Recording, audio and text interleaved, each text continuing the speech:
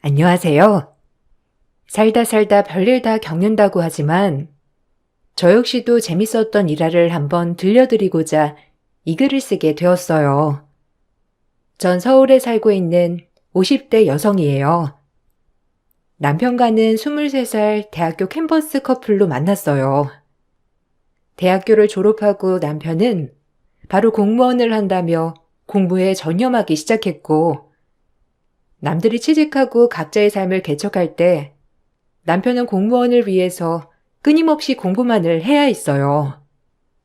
옆에서 보기 안쓰러울 정도로 남편은 본인 꿈을 위해서 그 정도로 철저한 노력파였습니다.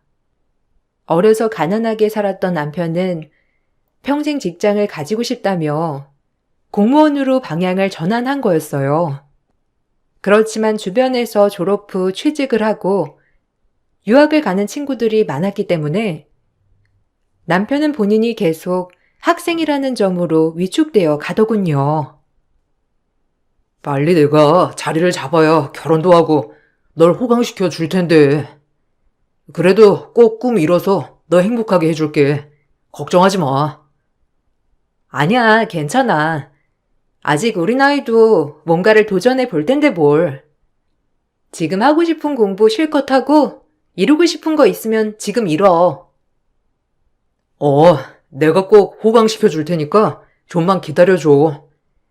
그래도 네가 옆에 있어서 공부하는 거에도 얼마나 힘이 되는지 몰라. 남편의 다정함으로 참을 수 있는 수험 생활이었어요. 저도 졸업 후 바로 취직을 했기 때문에 서로 짬을 내서 데이트를 해야 했지만 학교 다닐 때나 그때나 남편과 참 행복한 연애 생활이라고 생각했어요. 대신 주변 시어머니들 때문에 좀 힘들긴 했지만요. 그래도 민국이 공부 오래 하면 너도 지치겠다.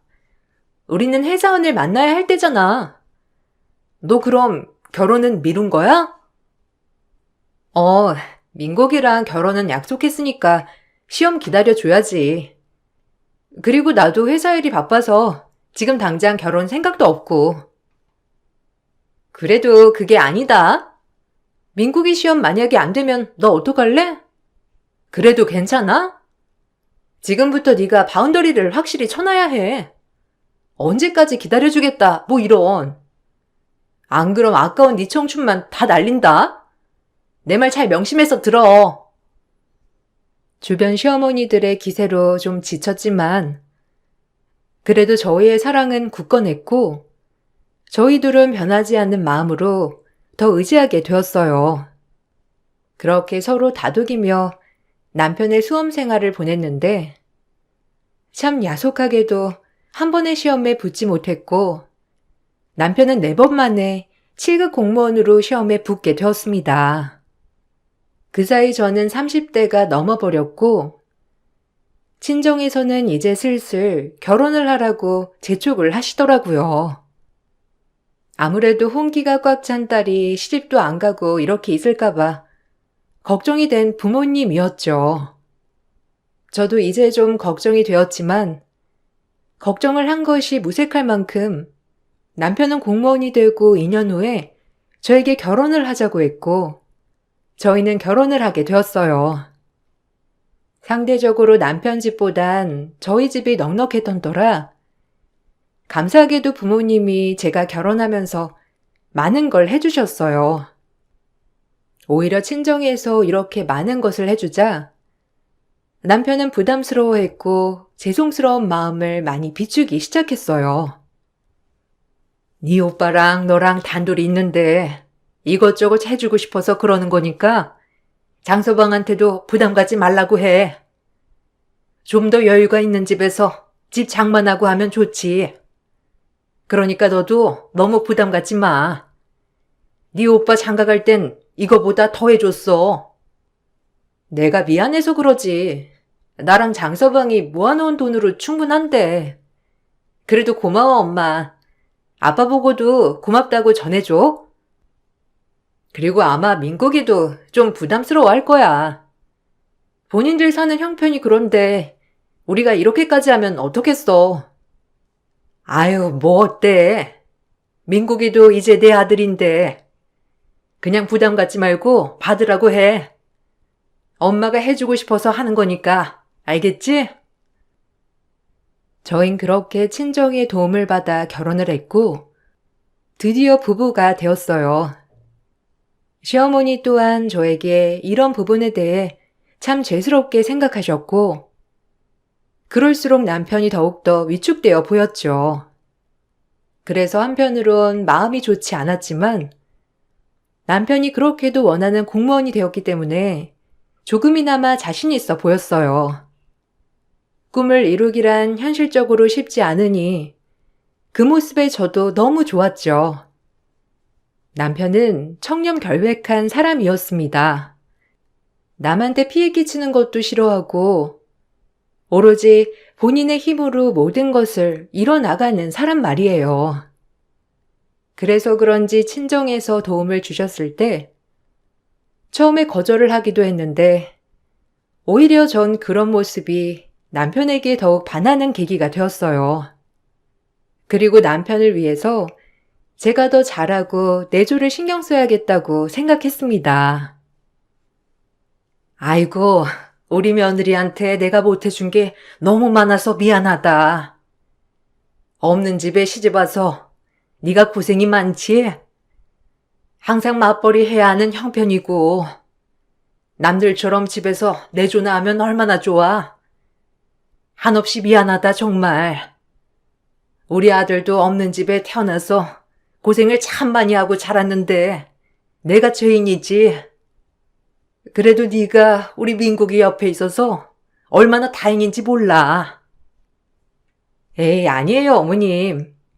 민국 씨처럼 다정한 사람 만나는 게 소원이었는데 딱 소원을 이룬 것 같아 너무 좋거든요. 걱정 마세요, 그러니까. 그리고 민국 씨 이렇게 훌륭하게 키워주셔서 너무 감사합니다. 그러니 그런 걱정은 넣어두셔요. 엄마가 날 이렇게 키워줬으니까 내가 민정이 같은 여자를 만난 거지. 엄마도 너무 죄책감 가질 필요 없어요. 그래도 엄마 마음은 그게 아니야. 조금 더 해주지 못해서 미안하달까?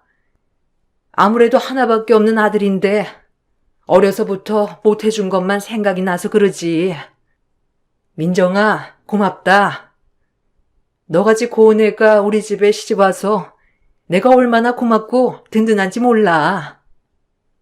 에이, 그만 말씀하시래도요. 저도 이렇게 좋은 어머님 그리고 민국 씨가 옆에 있어서 얼마나 좋은지 몰라요. 아셨죠? 정말 문제될 거 없는 시댁이었어요. 조금 어렵게 사는 것 빼고는 시어머니도 경우가 바르신 분이었고 남편도 그런 시어머니 곁에서 예의 바르게 자랐거든요. 하지만 우리가 결혼을 하자 동문회에서는 난리가 났어요. 드디어 오래 사귄 장수 커플이 결혼을 하냐고 말이에요. 친구들이 밥을 꼭 사라고 하던 찰나에 남편과 같이 대학 동문회에 나가게 되었습니다. 기분 좋게 나간 동문회에서 남편과 저는 조금 기분이 상하는 일이 있었는데 저도 상했지만 남편이 오히려 더 상하는 일이 있었죠. 학교를 졸업하고 바로 취업과 유학을 갔던 친구들은 하나둘 취업을 했던 친구들이었고 남편은 공무원이 되었던 거죠. 그리고 첫 대학교 캠퍼스 커플 중 유일하게 결혼 커플이 나오자 친구들은 축하해주면서도 은근슬쩍 기분 나쁜 말도 하더라고요. 야, 오랜만이다. 너희 그렇게 연애 오래 하더니 드디어 결혼도 하고 부부가 됐구나. 아마 우리 중에 너네가 제일 오래 만나고 결혼한 거지? 민정이가 진짜 고생했네. 얘 공무원 준비한다고 뒷바라지하고, 안 그래? 넌 민정이한테 잘해야 해. 당연하지. 민정이가 나 때문에 기다려주느라 고생 많았어. 내가 훨씬 잘해야지 뭐. 알고 있다 자식아. 걱정 마. 우리 중에 아마 민국이가 제일 장가 잘 갔지? 민정이네 집안 빵빵하잖아. 그러니까 솔직히 민정이도 돈에 대해 아쉬울 게 없으니까 민국이한테 시집 간 거지. 야, 민국이 너 진짜 처가 잘 뒀어. 부럽다. 우리 중에 네가 제일 잘 됐네. 뭐가 잘 돼. 민국이가 날 만나줘서 고맙지. 그리고 우리 집이랑 민국이랑 무슨 상관이야? 그러니까 그런 말 마. 뭐 어때? 우리 사이에 안 그러냐, 민국아? 우리가 이런 얘기도 못할 사이는 아니잖아. 어쨌든 부럽다, 부러워. 사실 저희 집이 좀 많이 여유가 있는 편이었어요. 대학교를 같이 다녔던 동기들은 저희 집이 잘 산다는 것이 익히 들어 알고 있었기 때문에 그런 저와 결혼한 남편에게 장가를 잘 갔다며 계속 무안을 주더군요. 듣기 좋은 말도 한두 번이지 계속해서 그런 말을 하니 남편도 조금은 듣기 힘들어했고 저 역시 그런 친구들의 무례함에 조금 기분이 나빠졌어요. 애써 제가 남편을 실드쳤지만 얼마나 웃기던지 친구들은 그런 것도 모른 채 계속해서 본인들의 말만 하더라고요. 우리 집 덕볼 게 뭐가 있냐? 민국이는 본인 의지대로 시험 봐서 공무원 된 건데 처가 덕본 게 뭐가 있다고 그렇게 말을 해. 그래도 언젠간 다 콩고물이 떨어질 거 아니야. 그게 부럽다는 거지. 어쨌든 우리 동기 남자애들 중에 팔자 제일 핀 거는 장민국이다, 이 말이야. 야, 네가 오늘 한턱 쏴. 장민국 인생 핀 기념으로 한턱 쏘는 거다. 알겠지? 아, 내가 결혼 전에 민정이 꼬셔 보는 건데 아깝다, 아까워. 장민국, 민정이한테 잘해라. 알겠지? 여기서 민정이 노리고 있는 사람 많아. 야, 넌 얼굴부터가 탈락이야. 어디다 네 얼굴을 드미니? 난 딱 남자 외모밖에 안 보는 거 몰라? 어디다 대고 얼굴을 드밀어? 제 길을 세워주려 말하는 동창 말인데도 기분이 나쁘더군요. 남편도 그 말을 듣고 얼굴이 금세 굳어졌고 제가 기분이 나쁜데 남편은 오죽할까 했지만 남편은 차마 티내지 않았어요. 동창 모임을 가지고 집에 돌아오는 길 남편은 생각이 많아져 보였어요. 남편에게 슬슬 혹시 뭐 언짢은 거 있냐고 물었더니 남편은 솔직하게 모든 걸 얘기하더라고요. 자기 아까부터 기분이 안 좋아 보여. 혹시 뭐 언짢은 일 있어? 아니면 뭐 기분 안 좋은 일이라도 있는 거야? 말을 해줘야 알지. 아까 그냥 애들이 한 말이 신경 쓰여서 그래. 모든 사람들이 날 그렇게만 보는 것 같아서. 내가 너 하나만 보고 결혼한 건데 모든 사람들은 내가 처가덕 본다고 하니까 좀 속상해서. 내 자격지심이지 뭐. 미안해. 이것도 다 내가 못나서 그래. 아니야. 나도 기분 나쁜데 자기는 오죽하겠어? 당신 마음 이해해. 당신 힘으로 다 모든 거 이뤘는데 남들은 처가덕 본다고 하니까. 안 그러려고 해도 자꾸 그렇게 말하는 사람들이 많으니까 내 노력이 헛수고 된 것 같아가지고 기분이 좀 그렇네. 절대 아니니까 신경 꺼. 우리만 알면 됐지. 남들 눈이 뭐가 중요해? 당신이 우리 집 덕 보려고 했던 거면 나 애초에 당신이랑 헤어졌어. 당신이 그런 사람이 아니니까 결혼한 거지. 알겠지? 그러니까 너무 그런 거에 연연하지 마, 자기야. 얼마나 속상했을지 남편이 이해가 가더라고요. 남편도 이런 거를 티내는 사람이 아니라서 그날 동창회를 다녀온 뒤 처음으로 속내를 내비친 거였거든요. 전 그런 남편을 위로했고 남편도 옹졸한 모습 보여줬다며 미안하다고 했어요. 그리고 이런 일이 다신 안 일어날 것 같았지만 남편 어렸을 적 친구들 모임에서도 또 한 번 이런 일이 일어나고 말았죠. 그 모임은 부부 동반 모임이었는데 워낙 남편 어렸을 때부터 알던 친구들이어서 남편네 집 사정을 잘 알더라고요. 게다가 지금은 같은 공무원 동기이기도 해. 저희 집을 속속들이 알고 있는 친구였고, 그 친구가 유달리 남편에게 짓궂게 굴었어요. 아니, 어려서 우리 집에서 너 많이 밥 먹여줬잖아. 안 그러냐? 재수씨, 민국이 이놈 엄청 알짜 된 거예요. 자식이 공무원 돼가지고 이제 다 네 세상 같지? 어려서 맨날 우리 집 와서 밥 얻어먹고 한 게 엊그제 같은데 이젠 아주 좀 산다고 바뀌었다. 그땐 고마웠어. 그래도 뭐 지금 걱정보다 잘 살고 있지 뭐. 그러니까 걱정은 그만해라. 이젠 충분해. 재수씨가 알아? 네 코 흘리게 시절 아주 알짜 돼가지고 말이야. 네가 공무원 될 줄 누가 알았냐? 뭐 시험 보고 합격하면 되는 직업이라지만 밥도 못 얻어 먹던 놈이 그래도 공부할 돈은 있었나 봐. 혹시 재수씨가 대준 거 아니에요? 이놈 어렸을 때부터 옆에서 누군가 도와주는 복은 타고났다니까. 재수씨가 도와줘서 너 이 자리까지 올 수 있었던 거 아니냐? 제가 이놈 얼마나 밥을 먹여줬는데요. 아마 나 없었으면 굶었을걸? 그래 안 그래? 나한테 고맙지? 그러니까 평생 형으로 모셔. 너 그 밥 먹여주는 거 얼마나 생색냈냐? 맨날 밥 조금 주면서 더럽게 많이 먹는다고 맨날 구박했잖아. 기억 안 나? 어쭈? 이게 고마운 줄 모르고? 이래서 머리 검은 짐승은 거두는 게 아니라니까. 아주 이게 고마워하지 못할 망정. 남편의 어렸을 적 친구이기도 하고 회사 동기이기도 한 친구도 무례하게 말을 했어요. 아무래도 남편이 착하기만 하니 그런 것 같아 기분이 나빠질 참이었죠.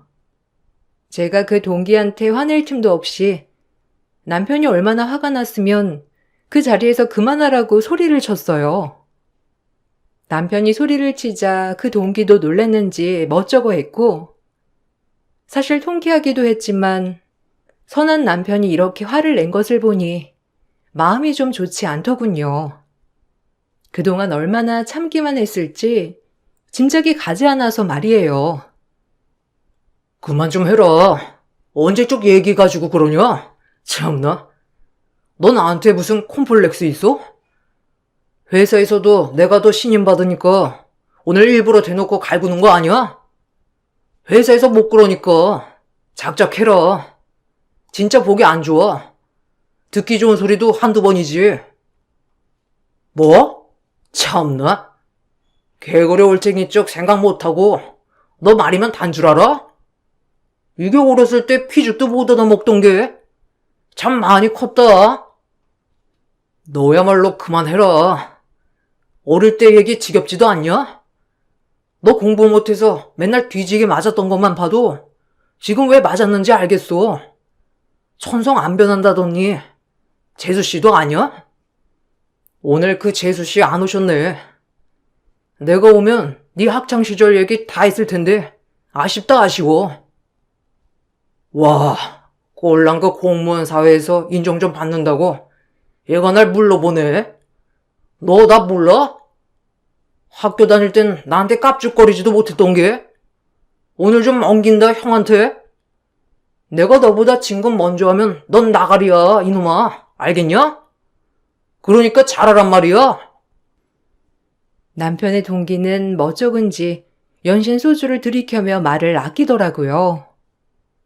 그 술자리에 있던 모든 친구들도 더 이상 말이 없었고요. 그러고 나서 그 자리에서 벗어나고 또 아무렇지 않게 옆자리 다른 친구에게 가서 술을 마셨죠. 남편이 얼마나 화가 났으면 저렇게 얘기했을까 싶더라고요. 그리고 그날 일이 있고 남편은 본인의 의지대로 더더욱 열심히 살아갔어요. 아, 민정이 처음에 민국이한테 시집 간다고 했을 때 좀 말렸는데 이제는 네가 제일 부럽다 기집애야. 남편 안정적이지. 너도 뭐 그 정도면 안정적이지. 얼마나 좋아. 부러워 정말. 신랑감은 민국이 같은 남자가 최고야. 진득하니 성실하고. 그럼, 그리고 가정적이긴 또 얼마나 가정적인데. 봐봐, 내가 보는 눈은 있잖아. 그때 내 걱정할 게 아니라니까. 그러게나 말이다. 아휴, 민국이 같은 남자를 만났어 해 정말. 진국이야, 보면 볼수록. 성실하고 착하고 다정하고. 꾸준하고 성실한 남편을 볼 때마다 주위에선 다들 결혼을 잘했다고 아주 칭찬했고 어깨가 으쓱해지는 나날이었죠.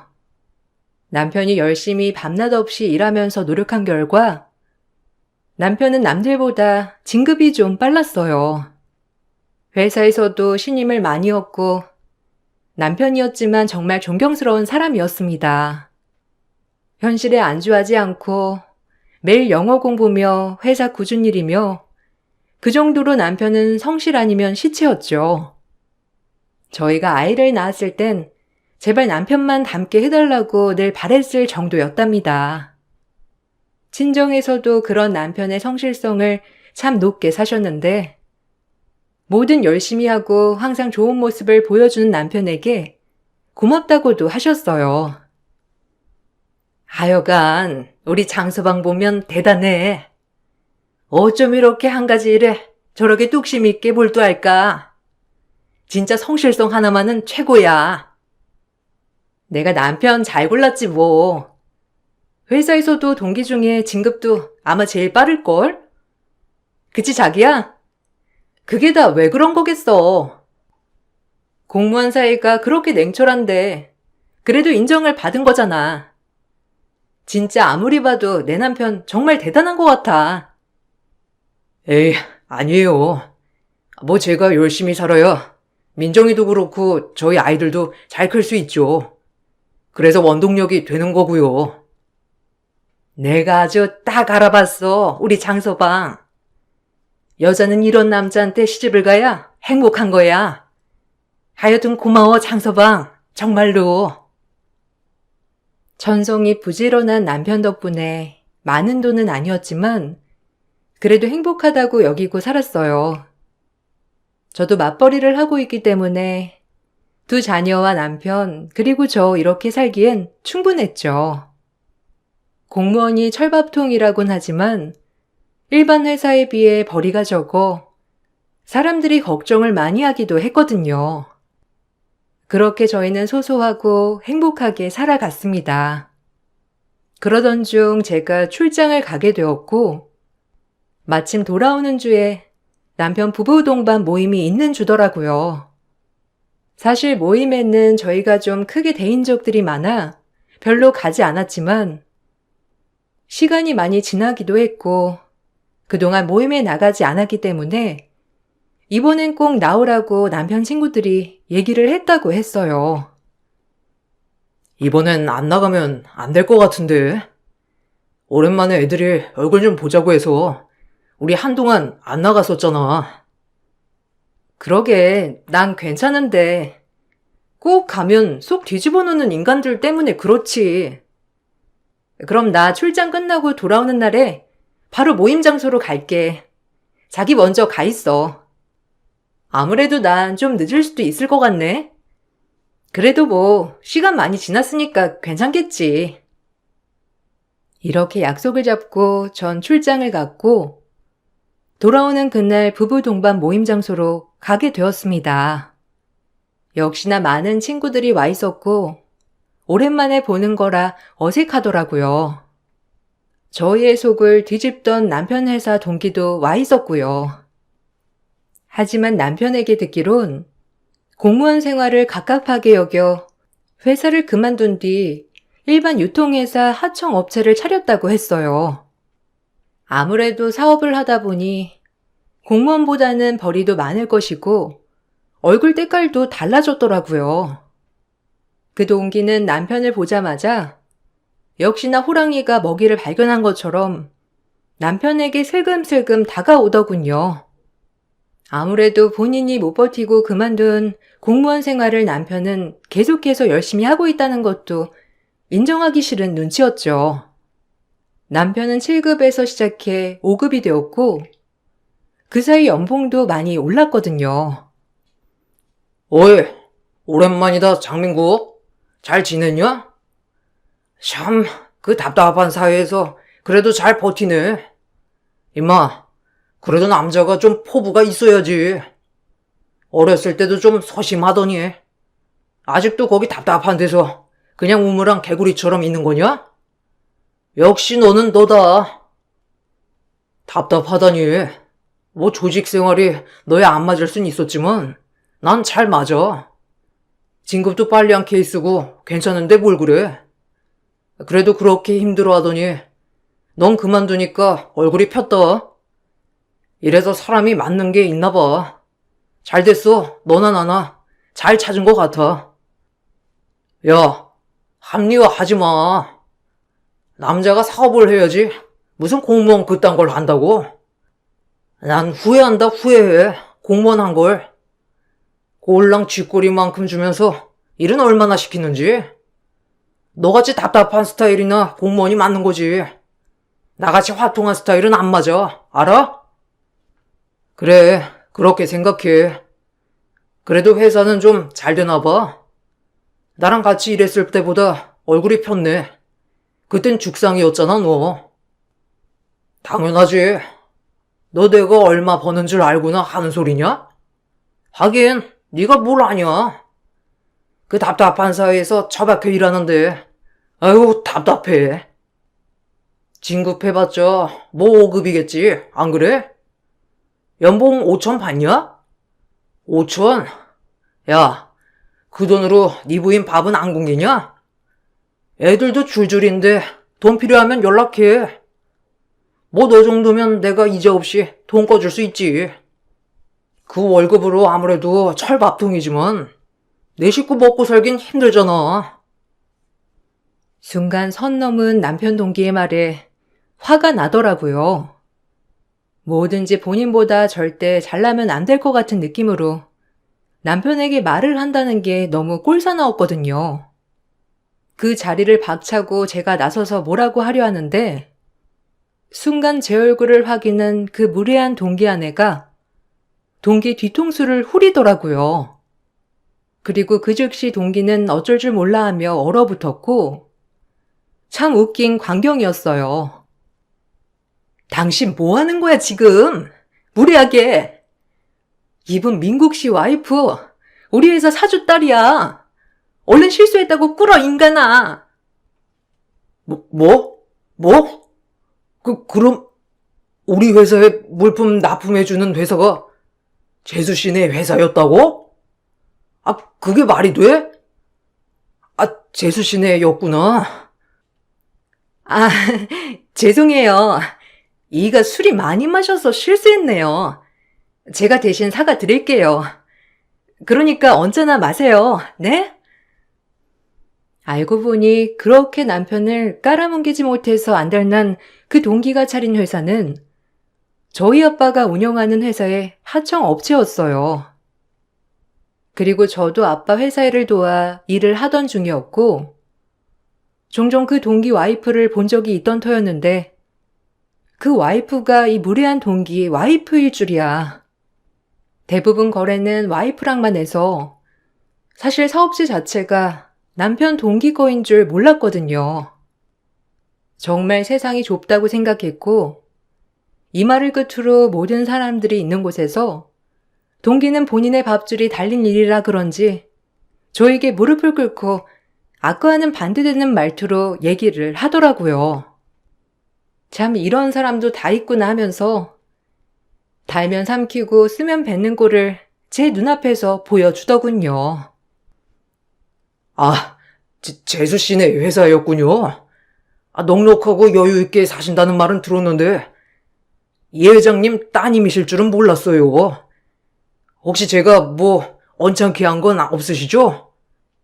뭐 워낙 민국이랑은 오래된 친구이자 동기이기도 해서 남자들끼린 허물 없이 굴잖아요. 허물? 예전부터 말하고 싶었는데 어쩜 그렇게 제 남편에게 기분 나쁜 말만 골라 하던지.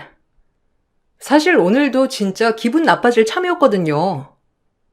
당신이 못 버틴 그 공무원 사회에서 진급하고 인정받으면 대단한 거지. 그 꼴을 보지 못해서 그렇게 깔고 뭉개면 좋으세요? 본인이 이 사람보다 한참 미친다고 생각하니까 자꾸 그렇게 볼 때마다 일부러 더 그러는 거죠? 아, 무슨 말씀을 그렇게 하세요? 그냥 친구니까 그랬던 거죠. 남자들 사이를 너무 모르셔도 모르신다, 재수씨. 친구라서 그랬다고? 당신 같은 사람이 친구인가? 어렸을 때 남의 아픔 헤집고 지금도 본인이 더 잘났다는 듯이 비꼬고 저희 회사 거래처 대표가 이런 인격체를 가진 인간일 줄 알았으면 진작 잘라냈을 텐데 이제서야 알아서 다행이네요. 아휴, 제가 대신 사과드릴게요. 이가 원래 자격지심만 똘똘 뭉친 인간이라 남을 깎아내리지 못해 안 달랐다니까요. 집에서 저한테도 그래요. 그러니까 노여워 마시고 화 푸세요. 제가 집에 가서 이한테 따끔하게 얘기할게요. 네? 제발요. 제가 회사와의 거래를 끊을 것처럼 얘기하자 동기의 부인이 대신 나서서 사과를 했지만 그래도 전 분이 풀리지 않았죠. 어쩜 이렇게 태도가 달라지는지 만약 제가 그런 상황이 되지 않았다면 계속 앉아서 남편의 허물을 헤집었을 것을 생각하니 그 물화가 치밀었어요. 전 계속해서 그 동기에게 따지기 시작했고 제가 큰 소리를 내자 옆 친구들도 한마디씩 거들더군요. 그래, 너 그동안 좀 민국이한테 너무하긴 했어. 어려서부터 민국이한테 무슨 억한 심정이 있는지 계속해서 민국이만 갈구고 근데 커서도 그러냐? 애가 유치하게. 우리가 나이가 몇인데 무슨 민국이한테 큰 콤플렉스 있는 것처럼 구냐? 그러게나 말이야. 너 언젠간 큰 코 다칠 줄 알았다. 민국이가 착해서 그렇지. 얼마나 성실하고 우리 중에 공부 제일 잘했잖아. 너네가 뭘 알아? 그리고 민구가 우리 친구 아니냐? 내가 뭘 얼마나 민국이를 괴롭혔다고 그래? 안 그래, 민구가? 넌 몰랐겠지만 어려서부터 넌 늘 날 네 밥처럼 여겼잖아. 배고플 때도 항상 너네 집 밥 주면서 늘 생색내고 대학교도 너보다 좋은 데 가니까 돈도 없는 애가 그런 대학 간다고 허세만 늘었다고 깔보고 이젠 공무원 됐을 때도 회사에서 내가 더 먼저 진급하니까 그걸 못 견뎌서 그만둔 거 아니야? 나도 예전부터 말하고 싶었는데 이런 게 친구냐? 말이 나와서 그런데 이제 손절이다. 이 말을 얼마나 하고 싶었는지 오늘에서야 하게 되네. 지긋지긋한 우리 인연 여기서 끝내보자. 진짜 지긋지긋하니까. 남편의 손절 말에 동기와 동기 부인의 얼굴은 새파랗게 질렸어요. 아무래도 손절이 충격이라기보다 혹시라도 본인들의 회사가 큰 위기에 처할까봐 하는 표정이었죠. 남편이 동기에게 손절을 하자고 하자 동기 부인은 동기에게 소리를 지르며 따지더라고요. 이제 어쩔 거야 진짜. 우리 대출은 대출대로 받고 시작한 사업인데 지금 당신 때문에 우리한테 물건 주는 큰 회사 하나 잃게 생겼잖아. 당신 때문에 못 살아. 그렇게 허세 좀 버리고 살라고 내가 말을 했는데 그걸 못 버려서 이 사달을 만들어? 민국 씨가 얼마나 참았으면 이러겠어. 내가 진짜 우리 회사 잘못되면 이혼인 줄 알아. 알겠어? 나도 당신이랑 못 사니까. 넌 조용히 좀 해. 여자가 어딜 나서게. 민구가, 너 좀 장난이 심하다. 우리 친구잖아. 정말 이럴래? 친구? 우리가 친구였던 적은 있었나? 네가 날 일방적으로 옆에 두면서 내 불우한 모습을 보고 즐겼던 거지. 친구 아니야. 남편의 단호한 대답에 그 동기는 할 말을 잃었고 남편은 저에게 일어서서 가자고 했어요. 그리고 저희 부부는 그 자리를 빠져나왔고 주변 친구분 얘기로는 그 친구분들도 계속해서 동기한테 한마디씩 했답니다. 그래서 동기랑 동기 부인도 순식간에 그 음식점을 떴고요. 그리고 전 회사에 들어가서 저의 권한인 하청업체를 다시 물색하기 시작했어요. 마침 거래를 하고 싶은 하청업체가 있던 찰나였기도 했기 때문에 남편 친구네 회사와는 거래를 끊어버렸어요. 진작 이 회사가 남편 친구의 회사인 걸 알았다면 애초에 끊어버렸을 텐데 라고 생각이 들었고, 제가 거래를 끊어버리자 그 동기는 남편에게 울면서 전화가 왔다고 하더라고요. 그때는 사과도 안 했으면서 그동안에 있었던 일을 제발 다 잊어달라며 이제 와서 말이에요. 야, 민구가 진짜 미안하게 됐다. 나 이제 이 회사 아니면 큰일 나는 거 너도 알잖아. 그러니까 제발 네 와이프 설득 좀 해줘. 내가 무슨 수로 본인이 거래하기 싫다는데. 그리고 미안하다? 참 처음 듣는 소리구나 너한테. 미안하긴 하니? 아, 미안하지. 아, 내가 그동안 너한테 그냥 열등감에 젖어 있었나 봐. 넌 뭐든 잘하니까 부러웠어, 사실. 그러니까 제발 용서해줘. 이미 늦었어. 넌 그날 나한테 사과했어야 했어. 자존심 부릴 게 아니라. 그냥 네 업보라고 생각해. 끊는다. 아, 제발. 아, 잠깐만. 끊지 마. 넌 말년이 행복하잖냐. 정년 퇴직하고 연금 받으면 되는데 난 어쩌라고. 공무원도 사실 계속 다니고 싶었어. 자꾸 너랑 내가 비교되니까 내 발로 나온 건데, 어? 그러니까 제발 나 좀 살려주라. 사람 하나 살리는 셈 치고 제발. 남편은 전화를 끊어버렸고 정거래를 더 이상 이어나가지 않았어요. 본인의 열등감과 자격지심이 얼마나 크게 화로 돌아왔는지 이번에 본인도 느꼈겠죠. 그리고 남편 친구들에게 듣기론 그 동기 부인도 동기와 그 일이 있고 얼마 지나지 않아 이혼을 하였다고 했는데 철저히 혼자가 된 거예요. 남을 그렇게 비참하게 깔아뭉개고 혼자 잘났다는 듯이 지내더니 결국 돌아오는 건 아무것도 없이 혼자 쓸쓸해지는 모습이었고요. 사실 좀 심한가라고도 생각했지만 어렸을 때부터 남편이 겪어온 스트레스에 비하면 이건 아무것도 아니라고 생각합니다.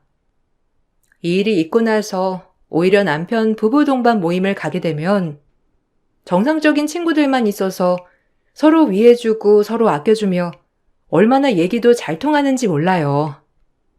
다들 그 친구와 언제 손절할지 타이밍만 봤다고 하던데 참 말년에 이게 무슨 꼴인지 우습고 우스웠어요. 그리고 저희는 지금까지 아주 잘 살고 있답니다. 애들도 성인이 되었고 남편도 안정적으로 일하고 있고 저 역시 아직 청춘이라 생각하고 일을 하고 있어요. 꽤 지난 얘기지만 돌이켜보면 우습기도 하고 참 인생 한 치 앞을 모르는구나 라고 생각이 들어 한번 남겨봤어요. 지금 제 바람이 있다면 남편과 저 그리고 아이들 이렇게 내 식구 그냥 지금처럼만 행복하게 사는 것이 저의 소원이자 목표예요. 그러기 위해서 지금처럼 욕심 없이 맡은 바 최선을 다하며 살아야겠죠.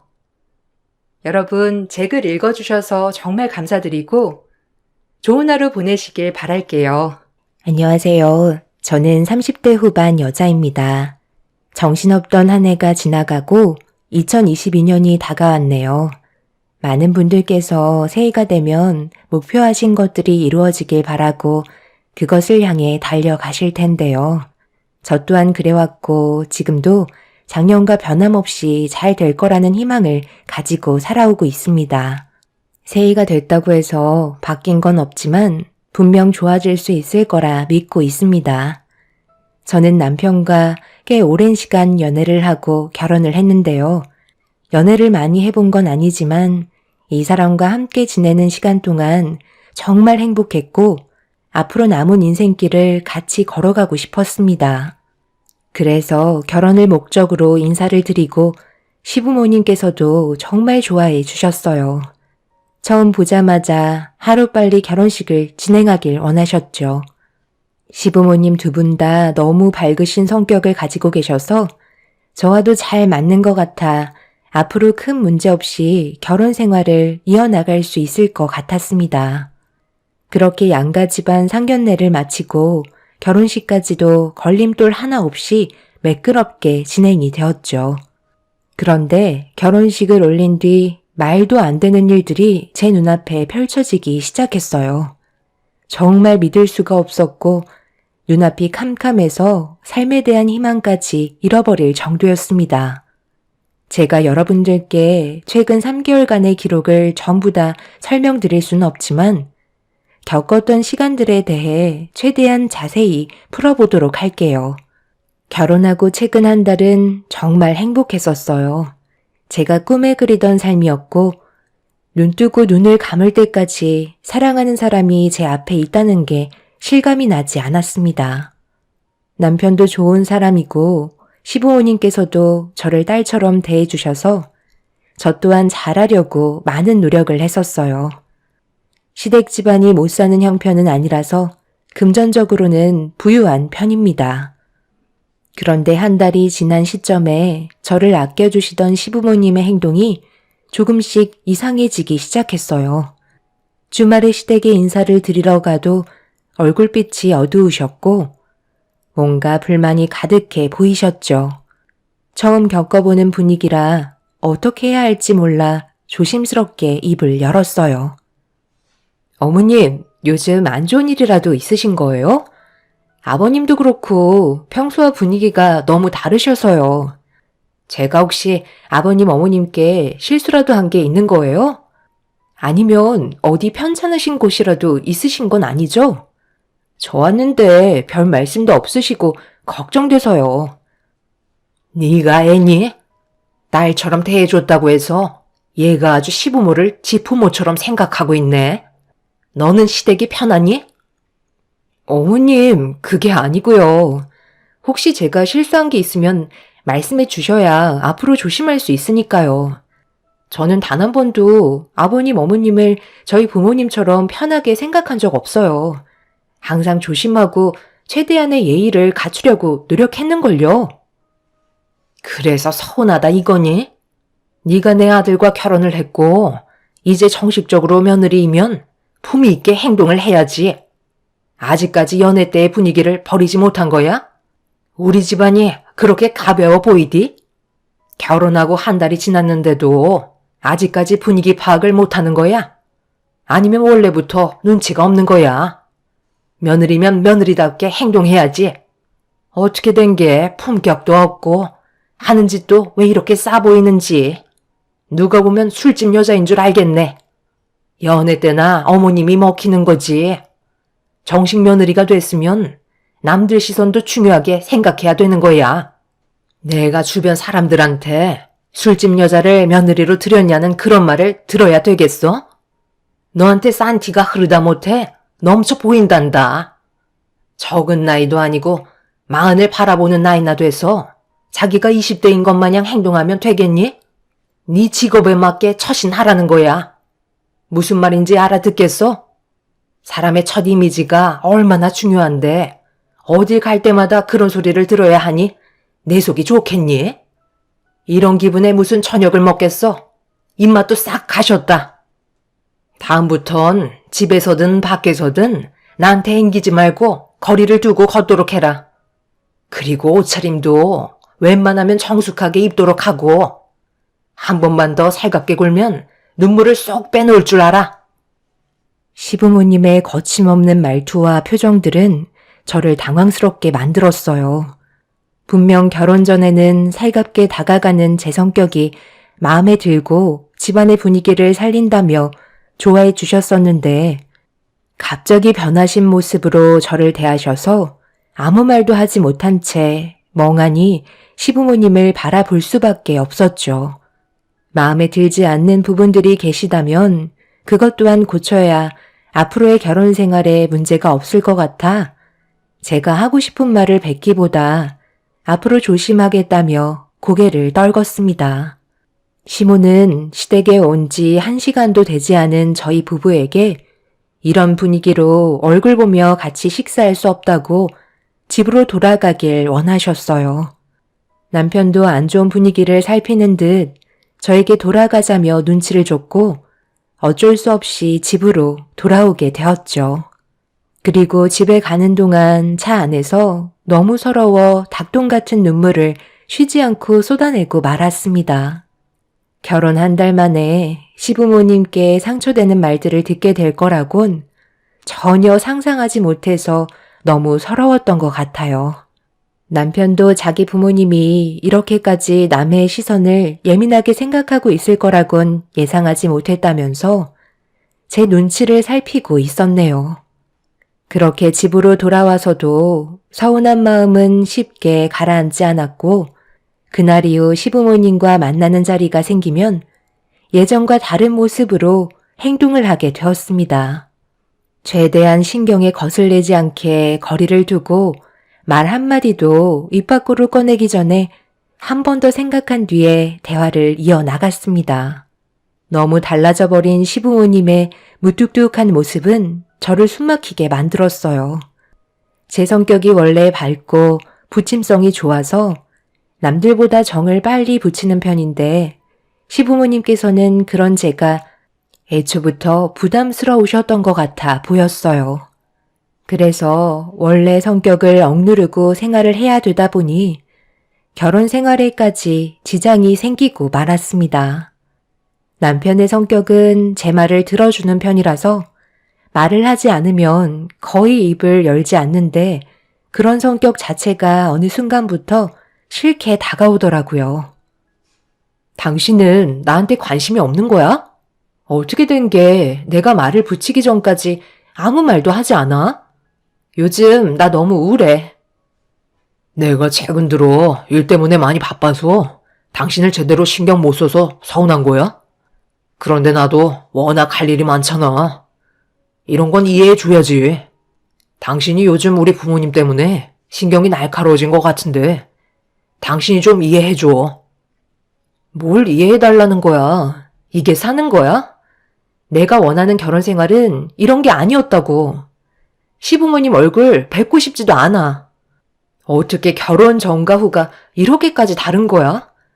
결혼 전에는 내가 너무 이쁘다고 살갑게 대해주시더니 지금 봐봐. 어머님이랑 아버님이 나한테 눈 한 번을 마주치지 않으셔. 조심스럽게 말을 붙여도 대충 대답하시고 더 이상 말도 안 하시잖아. 원래 좀 무뚝뚝하신 걸 어쩌겠어. 남들 시선이 중요하시다잖아. 당신도 너무 기분을 업시키지 말고 차분한 모습을 보여줘봐. 솔직히 내가 봐도 당신 너무 정신없어. 나는 오히려 지금이 딱 좋아 보이는데? 너무 말이 많아도 수준 낮아 보이잖아. 뭐? 수준이 낮아 보인다고? 지금 말 다 했어? 어떻게 당신이 나한테 그런 말을 할 수가 있어? 이제는 당신까지 나를 무시하는 거지? 내가 잘하려고 노력하고 있는 걸 알면서 그런 식으로 자꾸 얘기할 거야? 그래서 나랑 결혼한 거 후회라도 한다는 거야? 나 좋다고 따라다닐 땐 언제고 이제 결혼도 했으니까 끝났다 이거지? 정말 당신한테 너무 서운하다. 남편은 듣기 싫다는 듯 방으로 들어가 버렸어요. 결혼 한 달이면 깨가 쏟아질 시기인데 이건 누가 봐도 결혼 10년 차는 된 것 같은 느낌이었습니다. 아무리 연애를 오래 했다 해도 상대방의 예의가 아닌 행동을 보인 남편에게 너무 큰 실망을 하게 되었고 처음으로 결혼을 후회하게 되었어요. 연애를 했을 때는 저를 아껴주고 뭐든 다 해줄 것처럼 행동하던 남편이었는데 예전과는 너무도 달라진 모습에 앞으로 함께 걸어가야 할 삶이 눈앞에 캄캄할 정도로 아무것도 보이지 않았습니다. 그렇게 한 달이 지나 2달째가 되었을 때 남편이 퇴근하고 집에 들어올 시간이 한참 지났는데도 집에 오지 않길래 그래도 남편이라고 걱정되는 마음에 몇 번이나 전화를 걸어봤지만 받지 않더라고요. 그런데 잠시 뒤 문자 한 통이 와서 확인을 해보니 남편이 시댁에 있는지 그날 저와는 한마디 상의도 없이 시댁에서 자고 간다며 다음날 보자는 한마디 하고 아무런 연락도 주지 않았어요. 제 생각은 전혀 하지 않고 남편 멋대로 하는 행동 때문에 너무 화가 나 시모에게 전화를 걸었습니다. 역시나 받지 않았고 시부께도 전화를 했는데 똑같이 받지 않으시더군요. 시댁 식구들 전부 다 저를 무시하는 행동을 참을 수가 없어 짐을 챙기고 시댁으로 향하려고 집 밖을 나서려는 순간 시모에게 전화가 왔어요. 저도 이미 감정이 안 좋아진 상태라 좋지 않은 목소리로 전화를 받았습니다. 왜 이렇게 사람을 귀찮게 하는 거야? 내 아들이 분명 얘기했을 텐데. 도대체 뭐가 불만이길래 전화를 수십 통이나 한 거야? 어머님, 지금 이 상황이 상식적으로 이해가 되세요? 제가 이상한 거예요? 어떻게 한마디 말도 없이 문자 한 통 보내놓고 집에 들어오지 않겠다고 하면 누가 이해를 해주겠어요? 왜 어머님 댁에서 하루를 보내야 하는 건지 말도 해주지 않았잖아요. 내 아들이 오래간만에 부모와 함께 지내고 싶다는 건데 그게 그렇게 잘못된 거니? 너도 사돈댁에서 자고 올 때도 있잖아. 제가요? 저는 결혼하고 나서 단 한 번도 그렇게 한 적 없는데요. 그이랑 같이 가서 하룻밤 자고 온 적은 있어도 저 혼자 개인적으로 행동하진 않았어요. 이 문제는 이해를 떠나 부부로서 서로에 대한 예의가 아니라고요. 제 말이 틀렸나요? 너 지금 시애미가 얘기하는데 목소리 높여서 대들고 있는 거니? 이제야 본성이 나오는구만. 사람은 평생 알아가도 모른다더니만 그 말이 너한테 딱 맞는 것 같다. 오늘 이 시간 이후로 내 아들 두 번 다시 못 볼 줄 알아. 우리가 큰 돈 들여 신혼집도 큰 집으로 50평짜리 마련해 줬는데 너는 고작 혼수 8천밖에 안 했었잖아? 솔직히 나는 그때부터 너를 마음에 들어하지 않았거든. 우리 집을 뭘로 알고 혼수를 8천밖에 안 해? 최소 몇 억은 해줘야 하는 거 아니니? 어머님, 갑자기 그 말이 왜 나오는 거예요? 그때는 혼수 8천도 많다고 하셨잖아요. 이제 와서 이러시는 이유가 뭐예요? 내가 그럼 그 자리에서 혼수 가지고 난리 쳐주길 바랬다는 거야? 다 내 아들 생각해서 거기까지 한 거는 생각 안 하니? 좋게 좋게 봐주면 너도 눈치껏 행동을 해야지. 어디서 집안의 가장인 남편한테 오라가라 명령이야. 나중엔 머리 위로 받고 올라서겠다. 됐고, 너랑 목소리 높이면서 대화조차 섞고 싶지 않으니까 이만 끊어야겠다. 오늘 이 시간 이후로 내 아들 얼굴 볼 생각 하지 마라. 너처럼 자기가 뭘 잘못했는지도 모르는데 굳이 서로 봐봤자 좋은 말도 안 나오잖아? 내 아들 돌려보내면 너는 분명 또 사람 들들 볶으며 나불나불 거리겠지. 내 말이 틀렸어? 이런 내 결정이 마음에 안 들면 이혼하던지. 그게 싫다면 내 기분 풀릴 때까지 잠자코 있어라. 알겠니? 나는 너에게 결정권을 준 거야. 이혼을 하던지 아니면 지금처럼 그 넓은 집에 너 혼자 살던지. 둘 중 하나 선택하면 되는 거다. 내 아들도 결혼한 걸 얼마나 후회하는지 아니?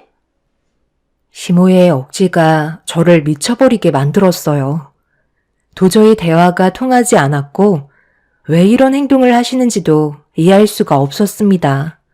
더군다나 남편까지 생각지도 못한 돌발 행동을 저지르니 제가 어떻게 처신을 해야 할지 모르겠더라고요.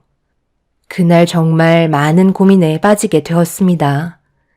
결혼 2달 만에 이렇게까지 위태로워질 거라고 누가 상상을 했겠어요.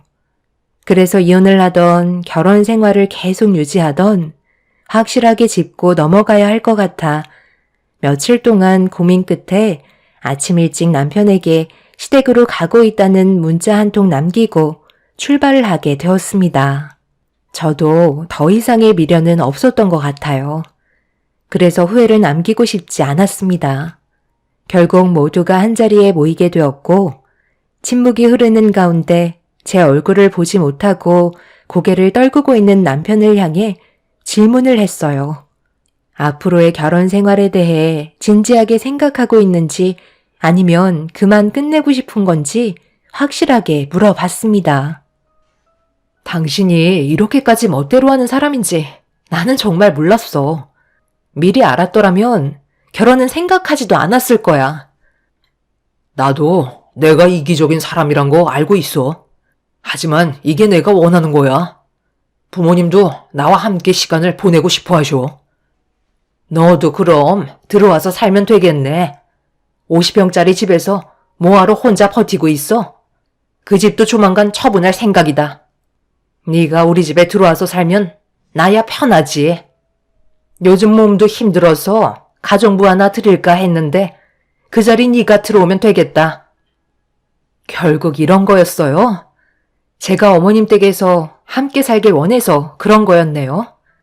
이 사람이 여기 있으니까 결혼한 제가 어쩔 수 없이 들어와 살게 될 걸 예상하신 건가요? 그런데 저는 그렇게 할 생각이 전혀 없는데요. 그럼 여기서 끝내는 거지. 나는 내 아들을 옆에 끼고 살 건데 너도 좋아서 결혼했으면 어느 정도 양보를 해줘도 되잖아. 제가 봤을 때 방법이 틀린 것 같은데요. 안 좋아진 감정 상태로 들어와서 살라고 하면 누가 좋다고 들어오겠어요. 당신도 생각이 이렇게까지 짧을 줄 몰랐는데 정말 실망이다. 결혼 3달 만에 갈라서게 될 줄 몰랐는데 확실하게 정 뗄 수 있겠네요. 남아있던 좋은 기억까지 오늘 어머님 댁에 던져버리고 가겠습니다. 하루빨리 이 사람과 이혼하는 게 저에게도 이득이겠네요. 그렇잖아도 너 온다고 하길래 여기 이혼 서류 준비했다. 계속 얼굴 보는 것도 지겹잖니? 한 번이라도 안 마주치는 게 좋지 않겠어? 일단 사인부터 해라. 합의 이혼할 거지? 서로 손해볼 건 없을 것 같은데 잘 생각한 거야. 그래도 이혼만큼은 깔끔하게 할 수 있겠네. 시댁 식구들의 행동에 입을 다물지 못했습니다. 기다렸다는 듯이 이혼 서류를 내미는데 온몸에서 소름이 돋을 정도였어요. 저도 남편과 함께 했던 좋았던 추억들 모두 던져버리고 결혼 3개월 만에 이혼을 할 수밖에 없었죠. 저희 부모님께서도 이런 상황들이 믿어지지가 않으셨는지 입을 다물지 못하고 계셨어요. 엄마는 연애 기간은 길었지만 결혼 생활이 짧았기 때문에 그나마 다행이라며 인연이 아닌 사람이었다고 생각하라고 시간이 모든 걸 다 해결해 준다는 말로 저를 위로해 주셨습니다. 그날 이후 저는 남편과 함께 했던 모든 순간들을 잊어버리려고 일에만 열중했고 하루하루 제 삶을 찾아가기 위해 노력하고 있었습니다. 그렇게 시간이 지나면서 조금씩 현실을 받아들이게 되었고 제 원래 성격으로 돌아가기 위해 일부러 친구들과도 약속을 무리하게 잡으면서 정신없는 하루하루를 보냈는데 어느 날 의과대 동기인 친구와 오래간만에 술 한잔 하려고 약속을 잡고 병원 앞에서 기다리며 핸드폰을 보고 있는데 누군가 급하게 뛰어가다가 넘어지길래 그 모습을 봤는데 슬픔이 가득한 얼굴로 힘겹게 일어나시더니 비틀거리며 건물 안으로 들어가셨습니다. 어차피 이제 남남이 되었고 저와 상관없는 일이라 신경 쓰지 않으려 몸을 돌려버렸어요. 그리고 그 사이 병원에서 친구가 퇴근하고 나와 술 한잔 하려고 차를 타고 병원 밖으로 나왔는데 사람 기분이라는 게 참 그렇더라고요. 신경 쓰지 않아도 되는데 병원으로 달려 들어가다 넘어지신 시모의 얼굴에서 눈물이 쏟아지고 있던 모습이 계속 눈에 밟혀 무슨 일인지 확인을 해야 할 것만 같았습니다. 그래서 어쩔 수 없이 친구에게 사정을 얘기한 뒤 다시 차를 돌려 병원으로 향했어요. 그런데 병원에 도착을 하자마자 어디선가 오열을 하고 있는 시모의 목소리가 들려와 그곳을 향해 천천히 걸음을 옮겼는데 간호사분들을 붙잡고 난리를 치고 계시더라고요. 그 옆에는 시부도 눈물을 쏟아내고 계셨습니다. 뭔가 느낌이 좋지 않아 천천히 걸음을 옮기고 있는데 갑자기 나타난 저를 본 시부모는 화들짝 놀라며 제가 병실로 들어가지 못하게 급하게 막아섰어요. 그런데 병실 안에서 남편의 괴로워하는 목소리가 들리길래 시부모님을 뿌리치고 병실 문을 활짝 열어 들어간 순간 제 눈앞에 입을 다물지 못할 정도로 충격적인 광경을 목격하고 말았습니다. 얼마 전까지 제가 알고 있던 남편의 모습이 아니었어요. 저는 천천히 걸음을 옮겨 괴로워하고 있는 남편에게 다가가고 있는데 어딘가 많이 고통스러워 보이는 모습으로 눈을 질끈 감은 채 움츠리고 있었습니다. 그 사이 담당 의사가 병실로 들어와 급하게 진통제를 놔주었고 괴로움에 눈을 감고 있는 남편이 혹시라도 저를 볼까봐 시모는 급하게 저를 끌어당겨 병실 밖으로 내쫓았어요. 이해되지 않는 남편의 모습에 제대로 말도 나오지 않는 상태에서 손으로 남편을 향해 가리키자 시모는 입술을 떠시면서 손으로 얼굴을 가리셨고 그 자리에 주저앉아 눈물을 쏟아내셨습니다. 어머님, 이게 어떻게 된 거죠? 왜 저 사람이 병원에 있는 거예요? 불과 며칠 전까지만 해도 아무렇지도 않았잖아요. 네가 여긴 어떻게 알고 온 거니? 우리 계획은 이게 아닌데 왜 지금 여기에 있는 거냐고. 이 사실을 알면 준호가 아마 난리를 칠 게 뻔하다. 빨리 돌아가라. 어차피 이혼했으니 더 이상 상관할 필요 없잖아. 나는 할 말 없다. 불과 얼마 전까지만 해도 남편이었던 사람을 병원에서 봤는데 상관이 없다고요? 저한테 뭘 숨기고 계셨던 거죠? 내가 뭐라고 그랬어? 결국 숨길 수 없다고 했잖아. 세아가 미안하다. 이게 다 내 아들이 시켜서 어쩔 수 없이 상황을 이렇게 끌고 갈 수밖에 없었다. 우리가 너를 왜 싫어하니? 단 한 번도 세아가 너를 싫어한 적이 없다. 그동안 너한테 상처 주고 막말을 했던 거 정말 미안하다. 진심이 아니었어. 저번에도 네가 눈물을 흘리면서 돌아갔을 때 우리도 그 모습을 바라보면서 오열을 하고 말았단다. 하지만 내 아들이 원하는 거였고 우리도 그렇게 하는 게 맞는 것 같아 결정할 수밖에 없었어. 남편과 결혼을 하고 3개월간 있었던 일에 대해 시부가 모든 사실을 털어놓았고 저는 말도 안 되는 사실들을 듣고 너무 큰 충격을 받아 제대로 서 있을 수조차 없었어요. 남편이 저와 결혼을 한 이후 몸이 좋지 않아 저 몰래 다른 병원에서 검사를 받았었어요. 그리고 대장암 말기 판정을 받게 되었고 앞으로 살아갈 수 있는 시간이 많지 않다는 의사의 진단에 남편은 하늘이 무너져 내리는 듯한 느낌을 받았다고 했습니다. 이제 막 저와 결혼을 했는데 이런 사실을 알리고 이혼을 하자고 하면 제가 떠나지 않을 것 같고 자기가 떠났다는 아픔을 저에게 안겨주고 싶지가 않아 기억 속에서 잊어버리고 적지 않은 나이인 제가 이런 충격으로 인해 제대로 된 생활을 하지 못할까봐 하루빨리 잊어버리고 새 출발할 수 있게 독한 모습을 보여줄 수밖에 없었다며 시부가 설명을 해 주었어요. 남편은 오로지 병든 자신 때문에 힘들어질까봐 최대한 빨리 보내고 싶은 마음뿐이었던 거죠. 분명 이기적인 생각이었고 제 의사는 전혀 존중해주지 않은 남편이 한편으론 믿기도 했지만 이해가 되었어요. 저를 그만큼 사랑했기에 내린 결정이었기 때문에 남편의 행동을 받아들일 수 있었습니다. 시부모님은 저에게 진심으로 미안했다며 제 손을 어루만져 주셨고 남편이 이 사실을 모르게 했으면 좋겠다는 말을 하셨어요.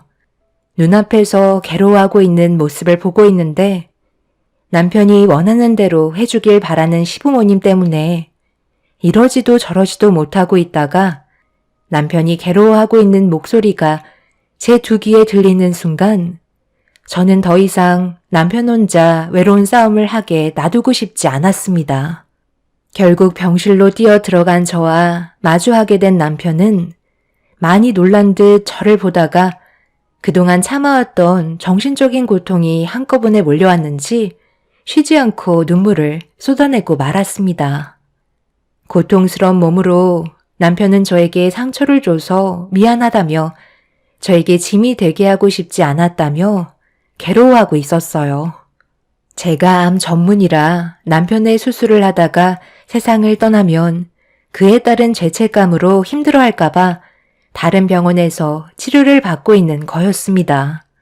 남편은 하나부터 열까지 전부 다 저를 생각해서 움직였다고 했지만 제가 봤을 때 그건 저에 대한 배려가 아니었어요. 그래서 남편이 살아있는 동안 제 곁에서 할 수 있는 모든 걸 해주고 싶었습니다. 남편과 저는 한참 동안 눈물을 쏟아내었고 결국 제가 일하는 병원으로 옮겨져 치료를 받게 되었네요. 이미 온몸에 전이가 많이 되어 있는 상태라 수술을 하기에는 쉽지 않은 몸 상태였어요.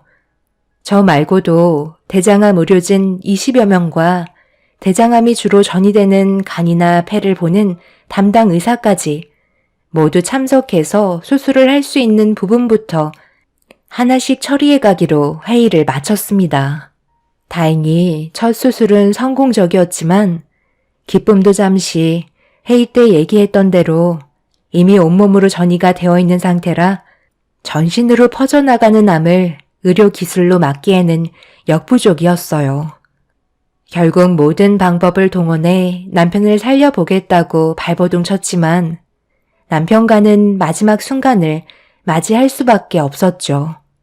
남편은 이미 마음을 정리한 것 같았어요. 내가 그동안 모시게 했던 거 정말 미안해.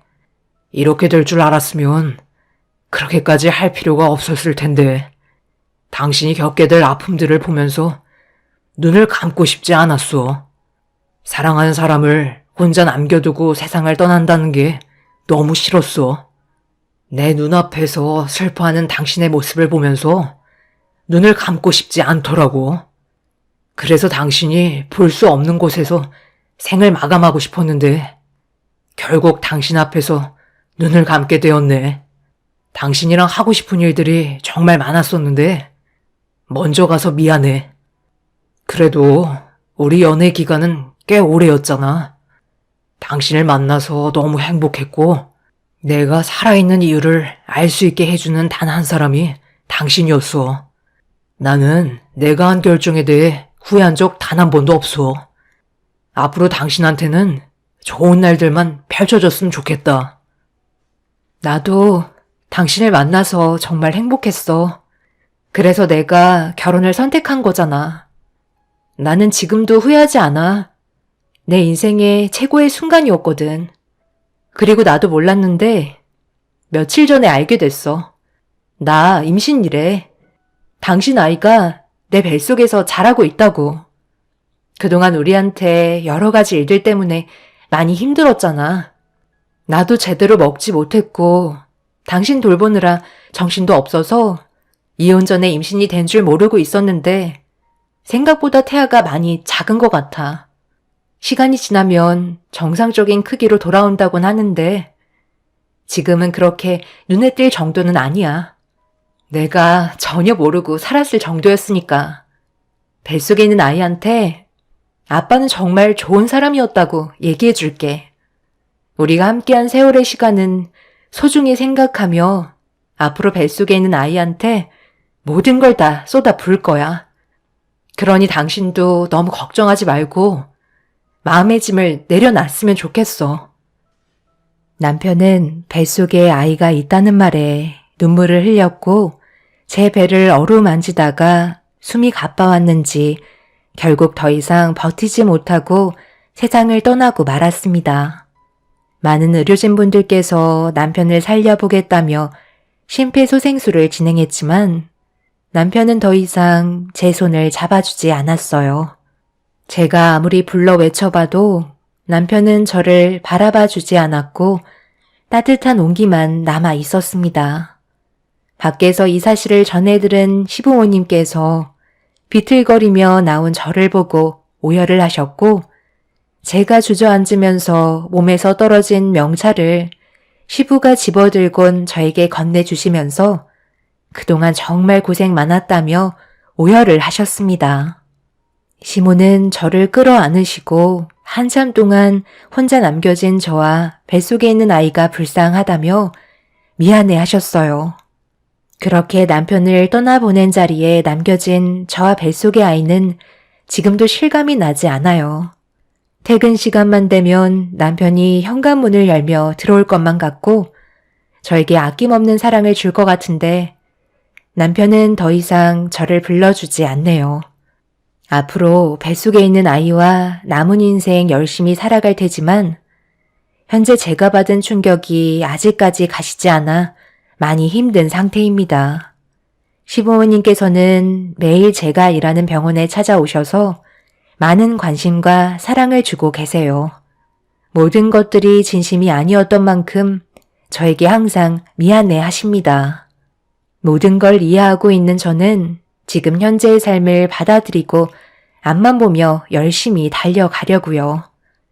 제 삶에 여러분들의 응원이 함께 해주셨으면 좋겠어요. 새해가 밝아온 만큼 저도 그렇고 뱃속에 있는 아이도 건강했으면 좋겠습니다. 제 사연 들어주신 분들, 새해에는 언제나 좋은 일들만 가득하시길 바랍니다. 감사합니다. 안녕하세요. 저는 지극히 평범한 가정생활을 꾸리며 살고 있는 40대 후반의 여자입니다. 어제 저녁 남편과 오래간만에 맥주 한 잔의 여유를 즐길 수 있는 시간을 가지게 되었는데요. 그 이유는 저희에게도 드디어 웃을 수 있는 날이 찾아왔습니다. 결혼 생활을 하게 된 지 10년밖에 안 되었지만 그동안 참 많은 일들이 있었거든요. 워낙 파도가 심했었기 때문에 버티지 못하고 주저앉을 뻔했던 적이 상당히 많았었습니다. 그래도 정신력이 강했던 남편인지라 어려운 길을 뚫고 헤쳐오다 보니 어느새 밝은 빛을 보게 된 것 같아요. 서로를 바라보며 그동안 고생했다는 말을 주고받는데 갑자기 울컥하더라고요. 정말 서러웠던 적이 많았었거든요. 잡는 자가 이기는 거라고 갖은 수모를 다 당하면서도 이제 10살 된 딸과 함께 남편을 믿고 따라가다 보니 드디어 판세가 정말 뒤집히게 되는 날이 찾아오게 되었죠. 그와 반대로 저희를 항상 이용만 하셨던 형님네는 결국 나락으로 떨어지고 말았습니다.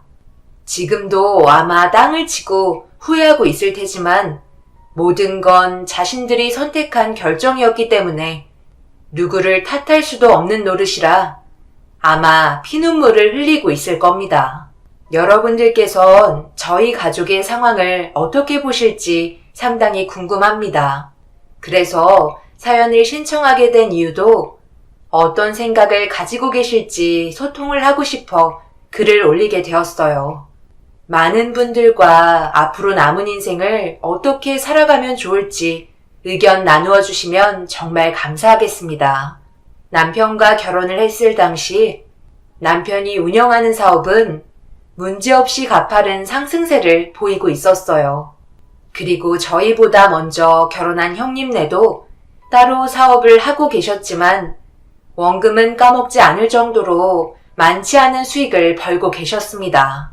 워낙 차이가 심했었기 때문에 형님이 시기 질투를 많이 하셨고 모이는 날이면 아주버님을 헐뜯는 말을 상당히 많이 하셨어요.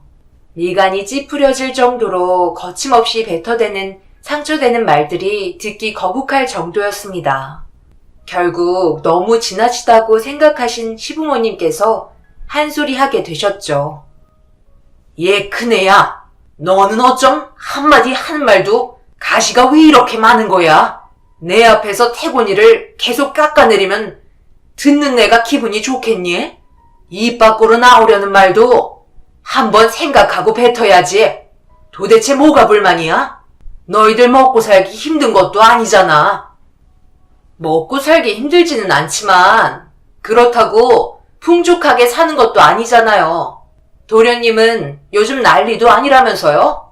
돈을 긁어가신다는데 우리는 매달 투자한 만큼의 원금은 적자 안 보려고 발버둥 치고 있으니 이게 사는 건지 모르겠어요.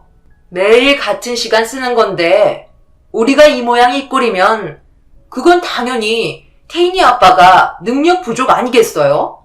그래서 한탄 좀 하는 건데 그게 뭐 어때서요? 저는 입만 닫고 살아야 하는 건 아니잖아요? 그럼 이런 얘기 어디에서 하라는 거예요? 가족 말고 다른 사람들에게 터놓고 말하는 건 쪽팔린 거잖아요. 사람답게 살고 싶은 게 이렇게까지 힘든 건 줄 몰랐었네요. 차라리 이럴 거면 그냥 혼자 인생 즐기면서 사는 건데. 도련님은 다음 달에 해외여행 간다고 하셨죠? 좋겠어요. 돈을 어디에다 써야 할지 고민하고 있을 테니까요. 형수님, 저희 부모님 앞에서 말은 가려서 하시는 게 좋겠어요. 그리고 형이 노력 안 하는 것도 아니고 거의 매일 밤새워서 회사 운영하고 있는데 뒤에서 고생한다는 말 한마디 해주기는커녕 이런 식으로 사람을 깎아내리면 형이 일을 할 수 있는 능률이 오르겠어요? 뭐든지 삼박자가 맞아야 치고 올라갈 수 있는 거지. 혼자서 죽어라 발버둥 친다고 해서 잘 되는 거 아니에요.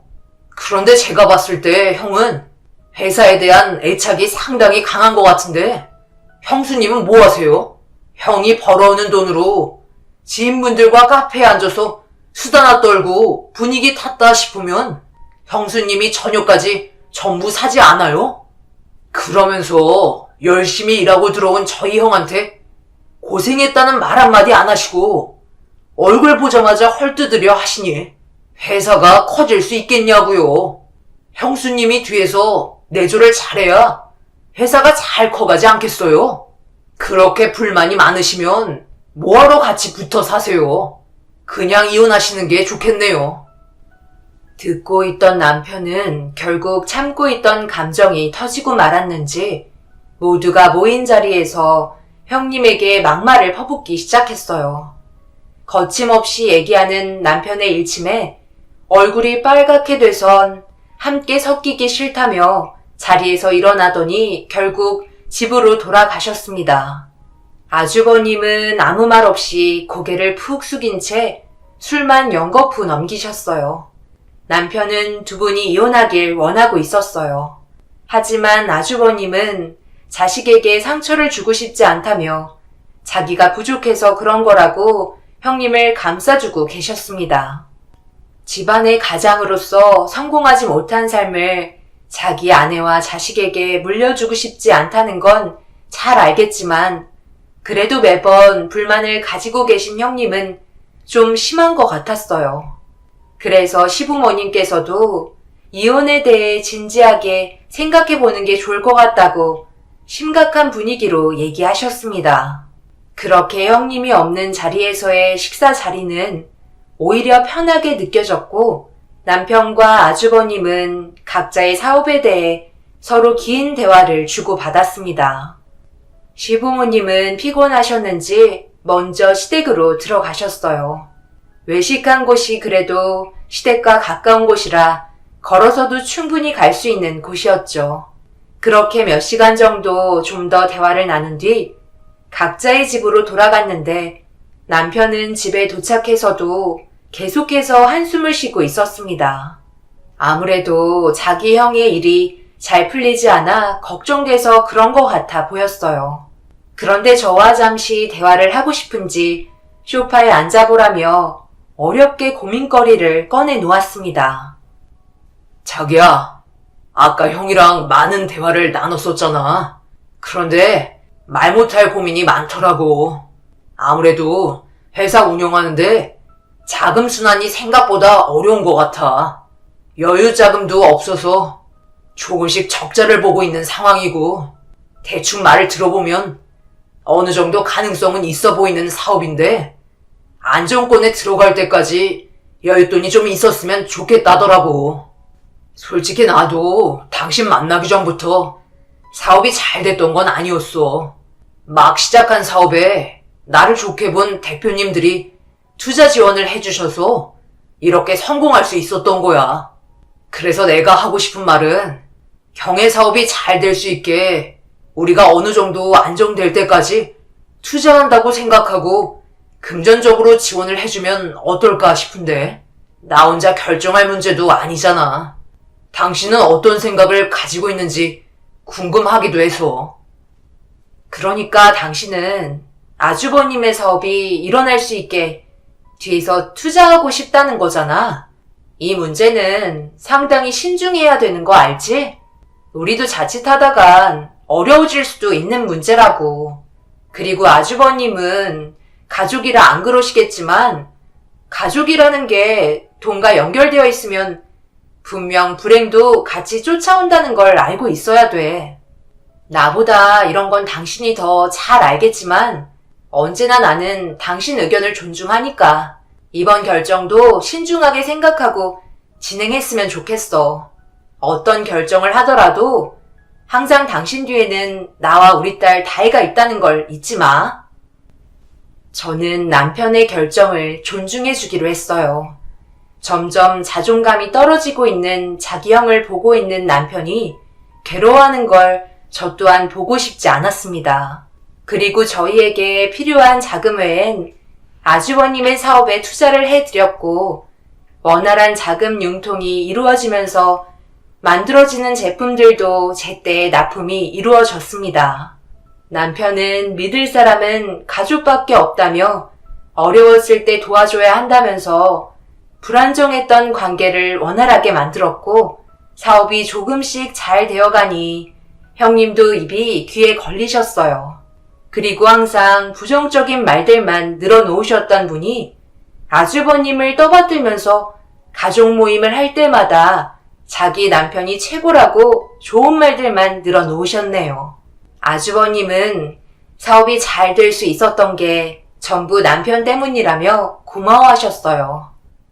그게 왜 도련님 때문이야? 전부 당신이 노력해서 얻게 된 결과물이지. 도련님이 조금 도와주신 건 인정하지만 감 떨어질 때까지 당신이 입만 벌리고 있었던 건 아니잖아? 그동안 얼마나 많은 노력을 해왔었어. 그러니 당신 공이 큰 거라고. 그래, 알았으니까 그만하거라. 갑자기 왜 또 이상한 쪽으로 흘러가는 거야? 오래간만에 만난 자리에서 분위기 안 좋게 만들 거야?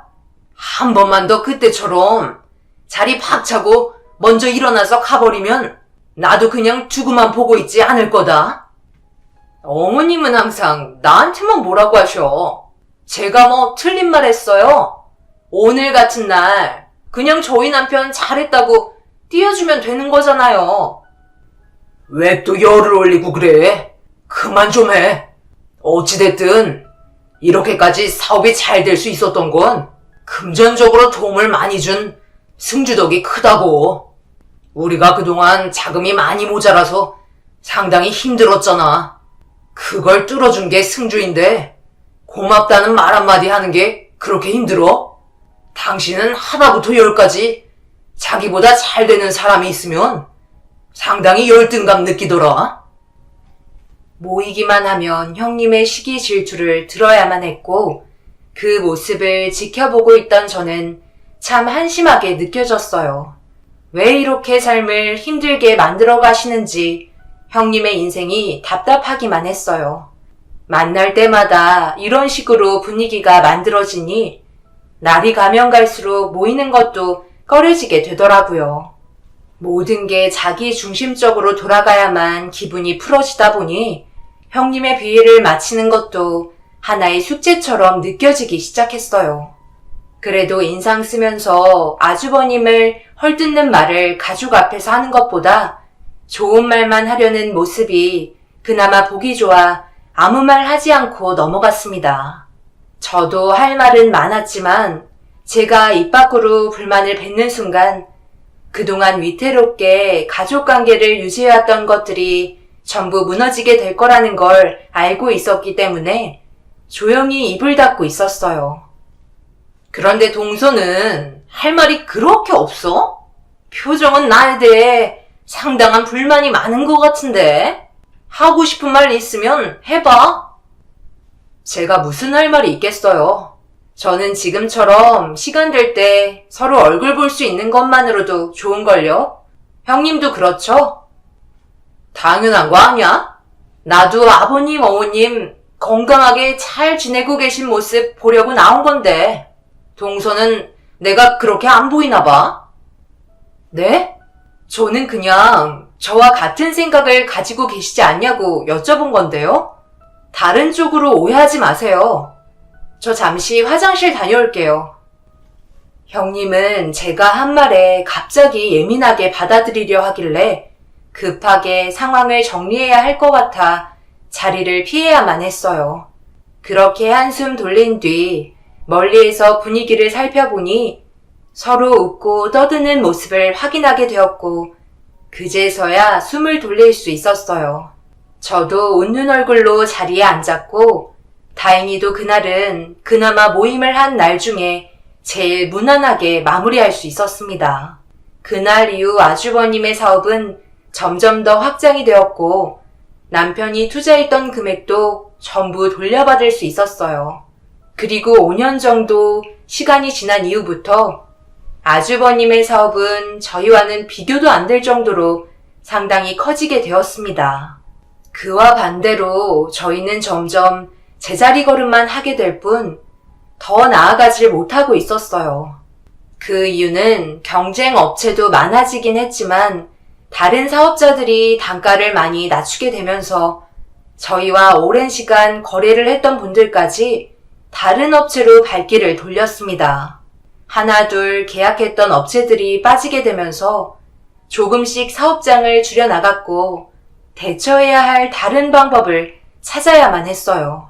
싼 게 비지떡인데 품질로 승부를 보려던 저희의 생각과는 전혀 다른 방향으로 흘러가게 되었죠. 그리고 시간이 갈수록 남편이 술잔을 드는 날도 많아졌어요. 제가 해결해주지 못할 고민거리들이 많다는 걸 알 수 있었습니다. 저는 언제나 뒤에서 응원을 해주는 것 외엔 할 수 있는 게 없었어요. 사무실에서 제가 할 수 있는 것들은 많지 않았기 때문에 다른 방법이 나올 때까지 묵묵히 기다려 주었습니다. 남편은 다른 업체와 다르게 그래도 묵묵히 한 길만 팠어요.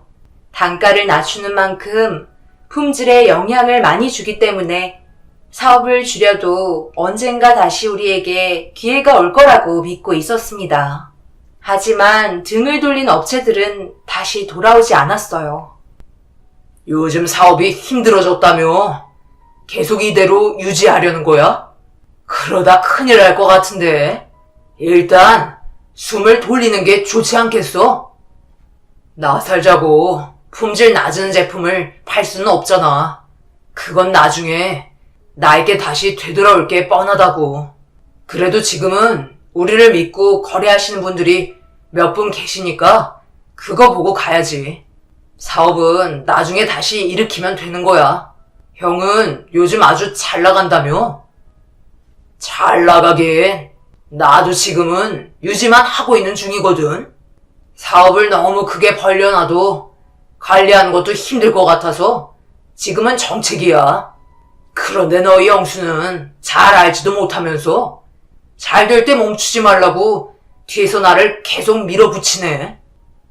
운영은 형이 하는 거니까 형수님 말 들을 필요는 없지. 나중에 문제 생기면 전부 다 형 탓으로 돌릴 게 뻔하다고. 그래, 알았어. 내 걱정은 하지 말고 언제나 도움 필요하면 전화해. 언제나 도와줄 수 있으니까. 남편과 거실에 앉아 앞으로 어떻게 해야 할지 몰라 고민을 하고 있는데 아주버님께 전화가 왔어요.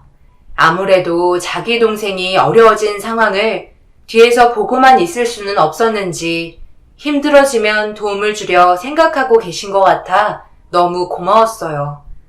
이래서 가족이 곁에 있어야 한다는 걸 그날 뼈저리게 느꼈죠. 남편과 아주버님의 관계는 누가 봐도 좋아 보였습니다. 그런데 아주버님이 전화를 끊자마자 형님이 저에게 전화를 걸어오더라고요.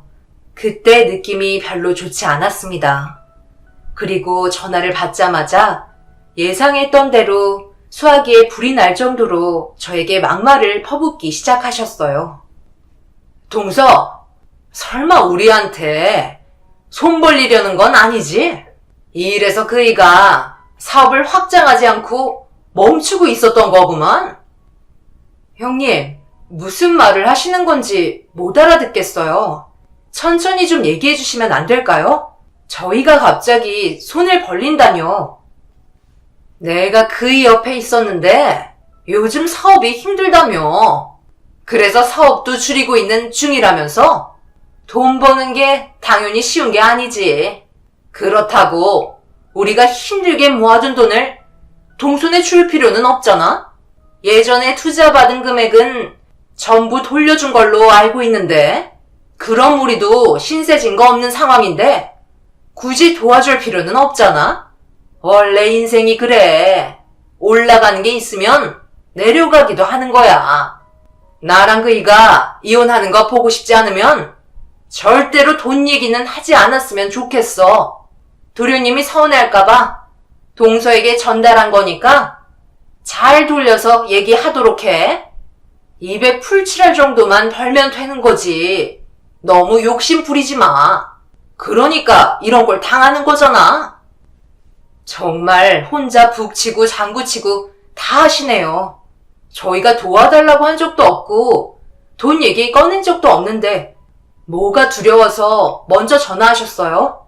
돈 빌려달라는 말이 그렇게 두려워요? 그동안 힘들게 모은 재산 저희가 뺏어갈까 봐요? 아니면 돌려받지 못할 것 같아서 그런 거예요? 가족끼리는 원래 돈거래하지 않는다지만 도움을 주고받을 수는 있는 거잖아요. 그게 가족 아닌가요? 형님은 도대체 가족을 뭘로 생각하시는 건데요? 그냥 가끔 만나 식사나 하면서 자기가 얼마나 잘 살고 있는지 입이 근질거려 자랑하려고 하시는 거예요? 제가 그동안 참고 또 참고 있었는데요. 도대체 뭐가 그리 잘나셨길래 저희 가족을 함부로 대하세요? 저나 남편이 형님에게 안 좋은 말 한 번이라도 한 적 있어요? 서로 말조심하면서 최대한 감정 상하지 않게 관계를 유지하고 있는데 형님은 아직 감정 조절도 되지 않는 7살 태인이보다 못하신 것 같아요. 앞으로 이런 말씀 하실 거면 2번 다시 전화하지 마세요. 그동안 저희를 어떻게 생각하고 계셨으면 상처되는 말을 서슴없이 할 수가 있는 거죠? 더 이상 대화하고 싶지 않네요. 너무 어이가 없어 전화를 끊어버렸습니다. 형님은 날이 가면 갈수록 점점 심하게 변해가고 있었어요. 자기 수중에 돈이 떨어지면 극도의 불안감을 나타낼 정도로 돈에 대한 집착이 상당했습니다. 그나마 다행이었던 건 형님 전화인 걸 확인한 순간 자리를 옮겨 통화를 했던 게 잘한 선택이었어요. 남편이 옆에 같이 있었다면 분명 집안 싸움이 날 정도로 형님의 막말은 귀에 담기 힘들 정도로 심했었어요. 이런 소리를 듣지 않으려면 사업이 잘 돼야 하는데 시간이 지날수록 사업은 점점 더 위태로워졌습니다. 결국 저희는 부도 위기까지 오게 되면서 모든 걸 처분하던지 아니면 다른 사람들처럼 저품질의 제품을 생산해서 다시 시작하는 방법 외엔 다른 해결책은 없었습니다. 그런데 남편이 아주버님과 형님을 따로 불러 식사 자리를 마련했어요. 그때 알 수 있었죠. 회사에 엄청난 위기가 찾아왔다는 것을요. 형님은 저희가 만나자고 했을 때부터 기분이 좋지 않았는지 식당을 들어올 때부터 인상을 쓰고 계셨습니다. 하지만 남편은 아주버님께 도움을 요청했어요. 형, 나한테 저번에 전화해서 도움이 필요할 때 말하라고 했잖아. 여기까지 안 왔으면 했는데 정말 미안해. 우리 회사가 지금 거의 부도 직전이라 형의 도움 없이는 직원들 월급도 줄 수 있는 형편이 못 돼. 조금의 시간이라도 벌 수 있게 당분간 도와줄 수 없을까? 내가 나중에 꼭 갚을 테니까 그렇게 해줄 수 있지? 지금 사정이 너무 어려워서 그래. 결국 여기까지 오게 됐구나. 그러니까 일단 살고 보자고 했잖아. 그런데 이거 어쩌냐? 형도 지금 너한테 빌려줄 자금이 남아있지 않아? 조금 더 일찍 말하지 그랬어. 내가 이번에 괜찮은 위치에 땅을 사서 그곳에도 사업 확장을 하고 있거든. 그리고 그때 전화한 건 그냥 네가 어느 정도까지 왔는지 궁금해서 인사차 물어본 거지. 내가 정말 너를 도와줄 거라 생각했어? 지금 해야 될 일이 얼마나 많은데 확실하지도 않은 너의 미래에 내가 왜 투자를 해야 돼? 우리 집안까지 말아먹을 작정이냐? 형, 갑자기 그게 무슨 말이야? 저번이랑 말이 다르잖아. 분명 나 도와주기로 했었으면서 이제 와서 말을 바꾸면 어떡해? 또 얘기해줘야 돼? 네가 어느 정도까지 무너졌는지 궁금해서 전화한 거라고. 나보다 잘 나간다고 항상 잘난 척했던 너를 볼 때면 내가 얼마나 이가 갈렸는지 알아? 너 때문에 과거에 정신적으로 많이 힘들었던 거 생각하면 정말 화가 난다. 항상 그랬어. 부모님한테도 비교당하고 하나뿐인 마누라한테까지 비교당하는데 내 자존심이 얼마나 깎여 내려간 줄 알아? 지금 나한테 도움을 요청하려고 온 것 보면 이제 끝났다고 보면 되겠네. 길거리에 주저앉으면 입에 풀칠할 정도의 끼니는 해결해 줄 수 있으니까 그때 다시 연락하도록 해. 이제야 내 속이 후련하다. 오늘은 기분 좋은 날이니까 음식은 먹고 가라. 형이 살게. 이 정도는 해줘야 형 소리 듣지 않겠어? 여보, 우리는 다른 곳에서 분위기 즐기는 게 좋겠지? 같이 겸상하는 건 좀 그렇잖아. 아주버님의 돌변한 모습에 저와 남편은 입을 다물지 못했었어요. 그동안 발톱을 숨기고 계셨는지 제일 어려울 시기에 저희를 도와주지 않았고 더 깊은 곳으로 떨어지게 밀어붙였습니다. 남편은 전혀 예상하지 못한 아주버님의 낯선 모습에 많이 당황한 것 같았어요. 저 또한 그동안 봐왔던 아주버님의 모습이 아니라서 남편에게 어떤 식으로 접근을 해줘야 할지 몰랐고 계산을 하고 식당을 나가는 아주버님을 바라보고 있던 남편의 얼굴에 눈물이 흘렀습니다. 그리고 결국 아무런 도움을 받지 못해 회사는 부도가 나게 되었고 빚더미를 안게 되었지만 남편은 멈추지 않았어요. 낮에는 건설 현장에서 일당직으로 일을 했고 저녁에는 대리운전과 우유 배달까지 하면서 다시 재기하기 위해 발버둥을 쳤습니다. 그런데 남편은 부도가 난 이후 계속해서 잠을 자지 못해 결국 과로로 쓰러지게 되었고 제가 남편을 대신해 돈을 벌어야만 했어요. 그리고 형님이 이 소식을 듣곤 병원을 찾아오셨어요. 얼마나 궁금했으면 들어오자마자 걱정부터가 아닌 어떤 상황인지 살피셨네요. 여긴 어쩐 일이세요? 저희가 연락도 하지 않았는데요.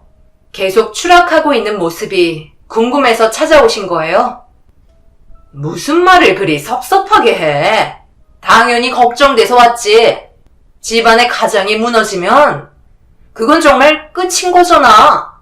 일단 동서가 급한 대로 일을 해야 되겠네. 삶이 원래 그래. 잘 나갈 때 조심해야 되는 거야. 분명 한번 꺾이게 되는 일이 생기거든.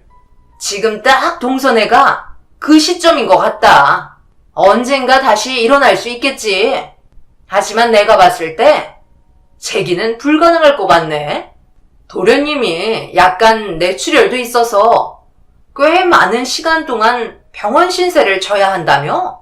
그래서 내가 조금의 도움이라도 주려고 찾아온 거야. 다혜를 우리가 보살펴 주도록 할게. 그래도 삼시세끼 걱정하지 않게 해줄 테니까 동서는 일하는 것만 집중해. 빚이 어마어마하잖아. 도움 필요 없어요. 제가 알아서 할 테니까 다 보셨으면 그만 돌아가세요. 그리고 2번 다시 찾아오지 마세요. 얼굴 보고 싶지 않거든요? 아이고, 우리 동생 결국 병실에 누워버린 거야? 여보, 내가 그냥 도와줄 걸 그랬나? 이러다 정말 세상 떠나면 어쩌냐? 사람 목숨이 그렇게 쉽게 끊어지는 줄 알아? 다혜를 우리가 돌봐줄까 하고, 그래야 미안함도 덜 수 있을 것 같아서. 그거 좋은 방법이네. 다혜가 무슨 죄가 있겠어? 다 부모 잘못 만난 탓이지. 앞으로의 인생이 창창한데 걱정이네. 아주버님과 형님의 가식적인 모습들은 소름이 돋을 정도였어요. 결국 너무 화가 치밀어 올라 병실에서 소리를 지르고 말았고, 그제서야 2분은 병실에서 나갔습니다. 어쩌다가 저희 가족이 이렇게까지 되어버린 건지 계속해서 안 좋아지는 상황들에 결국 힘들게 버티며 부여잡고 있던 정신줄을 놓게 되면서 눈물을 흘리고 말았습니다. 아주버님도 믿을 사람이 가족밖에 없다고 하셔놓곤 일이 벌어지니 등을 돌려버린 모습에 있는 정까지 떨어져 버렸습니다. 시부모님께서 이 사실을 알고 난리를 친 적이 있었지만 형님이 옆에서 아주버님을 조종하며 시부모님과도 등을 돌리게 만들었어요. 결국 돈 때문에 모두와 연락을 끊어버린 거였죠. 그날 이후 2번 다시 얼굴 보고 싶지 않았지만 또 한 번 일이 터지고 말았습니다. 엄마, 갑자기 그게 무슨 말이에요? 다혜가 없어졌다니. 분명 학교 끝나고 엄마가 데려가기로 했었잖아요. 그게 한 10분 정도 늦었는데 하도 안 나오길래 선생님한테 전화해보니까 이미 다 하교했다고 하길래 네가 다른 사람에게 맡겼나 했지. 그래서 전화한 건데 일을 어쩌냐? 지금 여기로 와줄 수 있겠어? 누가 데려간다는 연락은 받은 것도 없고? 제가 엄마 말고 누구와 연락을 하겠어요. 지금 저는 정신없이 일을 하고 있었는데요. 일단 경찰에 전화하는 게 좋겠어요. 갑자기 사라진 다혜를 찾기 위해 곧바로 경찰에 전화를 걸어 도움을 요청했어요. 그리고 회사에 사정을 얘기한 뒤 급하게 택시를 타고 학교에 도착을 했습니다. 온 동네가 떠나갈 정도로 다혜의 이름을 외쳐 부르며 찾아다녔지만 제 앞에 나타나지 않았어요. 그런데 그 순간 형님에게 전화가 오길래 병실에서 나눴던 대화가 스쳐 지나갔네요. 그리고 예상했던 대로 형님네가 다혜를 데려간 거였고 밥 한 끼 먹이려 데려왔다며 아무렇지도 않게 말하길래 화가 머리끝까지 올라와 버린 저는 수화기에 대고 입에 담지 못할 말들을 퍼부으며 가만두지 않겠다며 형님네로 향했습니다.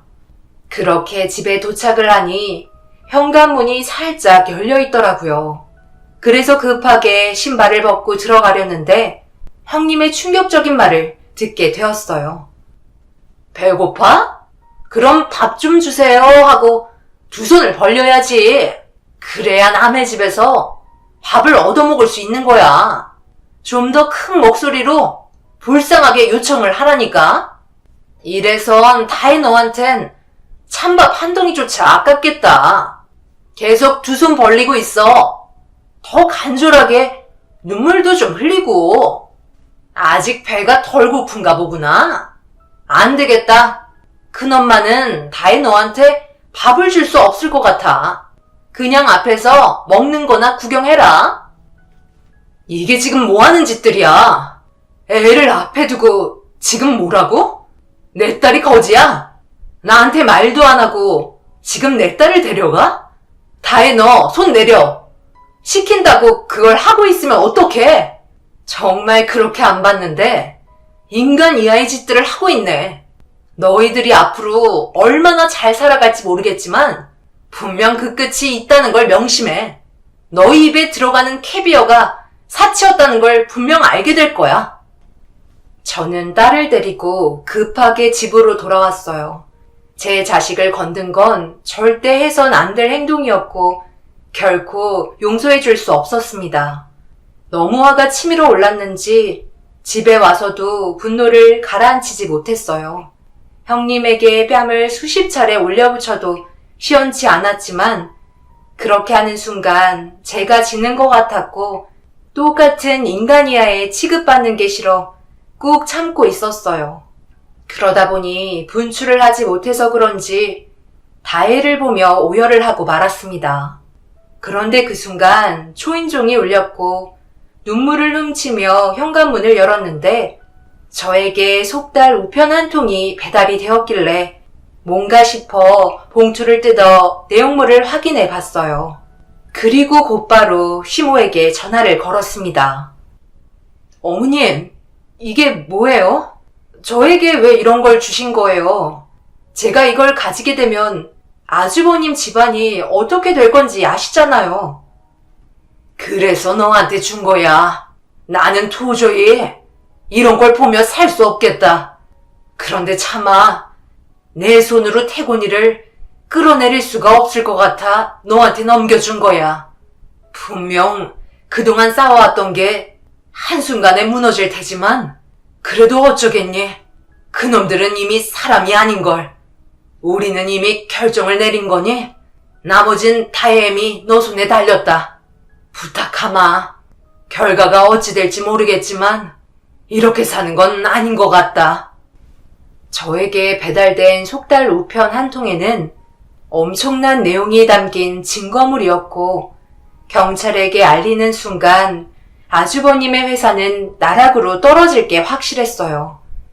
알고 보니 시모는 아는 지인 아들이 아주버님의 회사에 소개로 들어가 근무를 하고 있었는데 일이 터진 거였죠. 정상적인 제품을 만들어서 판매를 해야 하는 게 당연하지만 돈을 많이 벌게 되면서 더 큰 수익을 내기 위해 적합하지 않은 것들을 섞어 인체에 해로운 제품을 만들어 소비자에게 판매가 되고 있었어요. 지인 아들은 잘못된 행동인 것 같다고 얘기했지만 사장의 말을 듣지 않는 것에 대해 화가 났는지 기계가 작동되고 있는 공장에서 몸을 밀쳤고 그 순간 발을 헛디뎌 추락사고를 당하고 말았습니다. 전신이 마비가 돼서 아무것도 밝혀낼 수 없게 되자 더 이상 두고 볼 수 없었는지 시모와 지인 부모는 악착같이 내부의 상황을 전부 밝혀내었고 시모와 오랜 기간 관계를 유지했던 지인분께서 시모에게 직접 내려오게 해달라고 부탁을 한 거였어요. 하지만 시모는 자신의 손으로 제자리로 돌려놓기에는 마음이 약하셨는지 그동안 저희에게 했던 행동들을 전부 알고 계셨던 시모는 제가 행동으로 옮겨주는 게 좀 더 수월할 것 같아 저에게 대신 부탁을 하게 된 거였습니다. 사고 당시의 내용들과 내부 기밀의 자료들을 손에 쥐고 많은 생각을 하고 있는데 저는 딸의 행동을 보고 곧바로 경찰서로 향했어요. 다혜가 전신거울 앞에서 형님이 시켰던 행동을 연습하고 있었습니다. 우편의 내용을 보고 있을 때 잠시 가라앉았던 분노가 다혜의 행동에 다시 치솟아 올랐고 그렇게 경찰서에 찾아가 아주버님의 회사에 대해 고발을 하게 되었어요. 그리고 결국 모든 사실이 밝혀지게 되면서 아주버님의 회사는 순식간에 무너지고 말았습니다. 한순간에 모든 걸 잃게 되었던 거죠. 제가 내부 기밀을 가지고 있을 거라곤 전혀 생각하지 못했는지 전부 거짓이라고 발을 빼려 했지만 이미 늦은 상태였어요. 거기에 더해 근무를 하던 사람들의 임금 또한 제대로 지불하지 않고 계속해서 다음 달로 2월에 그만두지 못하게 이용한 것도 밝혀지게 되었습니다. 한순간에 판세가 정말 뒤집히게 된 거였어요. 결국 본인들이 길거리에 나앉고 말았죠. 시부모님도 받아주지 않으셨고 저희도 받아주지 않았어요. 그런데 남편이 몸을 회복하게 되면서 좋은 소식이 들려왔습니다. 저희와 계약을 했던 업체분들에게 전화가 와선 저희 제품을 찾기 시작했어요. 장비에 들어갈 부품들이 오래 쓰지도 못하고 분량이 많아 장비에까지 문제가 생겼다며 품질이 좋았던 저희 제품을 요청하는 업체가 다시 돌아와 달라며 남편에게 희망을 안겨주었습니다. 이 소식을 듣게 된 시부모님과 저희 부모님께서 모든 재산을 동원해 다시 사업을 일으킬 수 있게 도와주셨어요. 그리고 믿었던 만큼 좋은 결과가 찾아오기 시작했습니다. 시간이 지나면 지날수록 계약을 끊었던 업체분들이 다시 돌아왔고 저희는 예전만큼은 아니지만 다시 제자리로 돌아갈 수 있게 되었어요. 그리고 이 소식을 듣게 된 아주버님과 형님이 저희 집에 찾아왔어요. 동서, 내가 미안해. 지금 생각해보니 동서에게 그동안 상처를 너무 많이 준 것 같아. 우리 다시 예전으로 돌아갈 수 있을까? 왜 가족이겠어? 어려울 때 도와주는 게 가족이잖아. 우리는 미련했지만 승주 너는 현명하잖아. 우리 좀 도와줘. 태인이 살 빠진 것 봐. 요즘 제대로 먹지도 못해서 영양실조 걸릴까봐 너무 걱정이다. 한 끼 정도는 줄 수 있잖아. 그렇게는 할 수 없을 것 같아요. 태인이 너는 들어와. 가서 밥 먹어. 너희 부모님은 잘못을 해서 같이 들어올 수 없어. 그리고 2번 다시 찾아오지 마세요. 저희에게 했던 행동들 기억 안 나세요? 형님이 다혜에게 밥 좀 달라고 손 벌리라고 했던 그때를 저는 아직까지도 잊지 못해요. 그때 아주버님 뭐하고 계셨죠? 옆에서 웃고 계셨잖아요. 저는 당신들과 똑같은 사람이 아니기 때문에 태인이한테 밥은 먹이고 보낼 테니까 밖에서 기다리세요. 자신들이 했던 행동에 대해 제발 뉘우쳤으면 좋겠네요. 저는 태인이에게 맛있는 저녁 한 끼를 차려주곤 다시 돌려보냈어요. 그리고 2번 다시 연락을 하지 않았습니다. 그날 이후 아주버님과 형님은 결국 이혼을 하게 되었고 지금도 아주버님은 시부모님께 용서를 구하고 있습니다. 남편도 절대 받아주지 않겠다고 하네요. 과거에 받았던 상처는 평생 기억에 남을 것 같습니다. 여러분들께선 저희 가족의 사연을 듣고 어떤 생각이 드셨나요? 앞으로 어떻게 행동을 하면 좋을지 많은 의견을 듣고 싶습니다. 가족이란 서로가 힘들 때 옆에서 힘이 되어주고 도움을 주는 게 가족이지 헐뜯고 내치는 건 가족이 아닙니다. 여러분들께선 언제나 관계를 잘 유지하시기 바랄게요. 먼 훗날 도움을 받게 될지도 모르니까요. 제 사연을 들어주신 분들, 오늘도 가족들과 행복한 시간 많이 만드시길 바랍니다. 감사합니다.